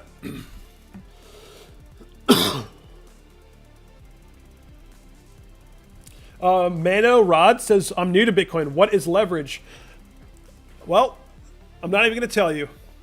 Just leave it at that. Just don't even look it up. Just, just don't even look it up. You're good. Just keep buying. Just keep accumulating. You're good.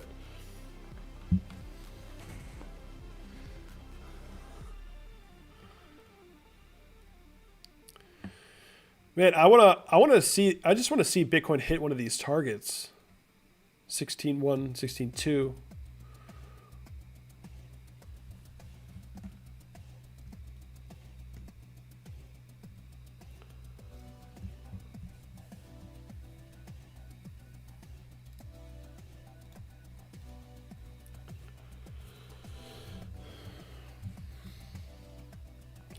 Crypto wallet, guys, get a ledger, get a ledger. Don't use desktop wallets. Do not do that. If you're gonna own crypto, if you're gonna be responsible for your crypto, you better get that crap off your computer. Get it off the exchanges, off. No desktop wallets. Don't keep any crypto in MetaMask. Get it all off.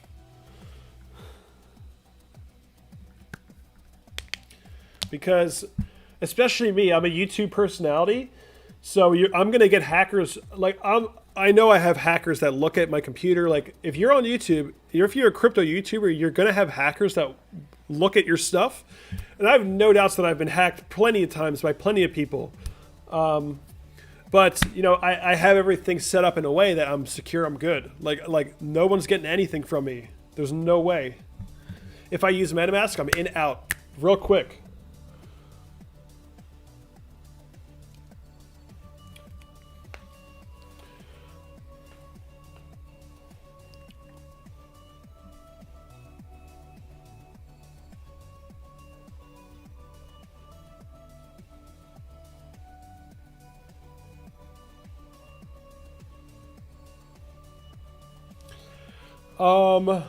Can Chainlink reach 1K if Bitcoin reaches 100K? I don't know. I would say like at the most $400 Chainlink on the next run, which is still pretty damn good.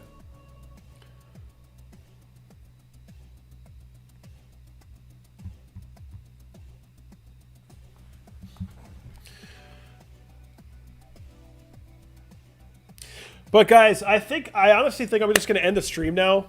I've been streaming for way too long. It's been 3.5 hours, and I still have to actually eat food. But yeah, who knows how long we'll be waiting for Bitcoin to hit these targets? Could be another 30 minutes, could be another 4 hours, you know. But I had fun, guys. I had fun on this stream. I appreciate you guys all tuning in. We hit 1,000 likes. We gained another few hundred subs. I think we're above 31,200. Guys, hit the like button, subscribe to the channel if you're new. Also, check out all the links below. You can sign up for Cryptowatch for free. You can download the Cryptowatch desktop app for free using those links below. And if you want to see in more detail what I'm doing in the market, join Patreon. You get extra content. You can join the VIP chat. You can track one of my secondary portfolios. And that's going to be it for me today, guys. I hope you enjoyed the stream. And I'll see you all in the next video or live stream. I'll see you guys soon. Peace out, guys.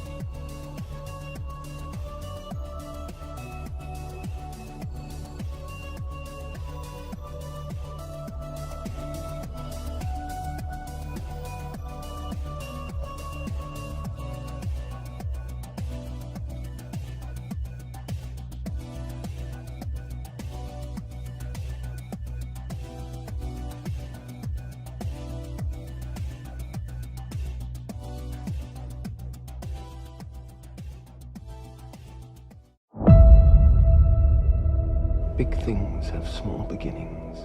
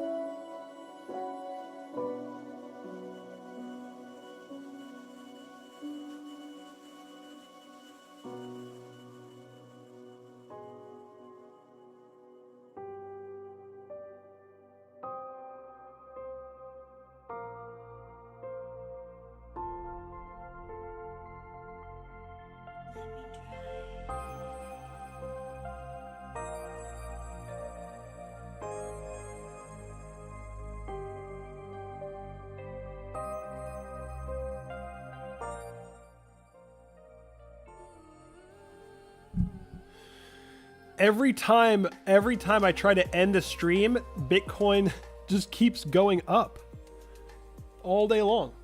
I can't get a break. It just keeps going up. Do I have to stay now?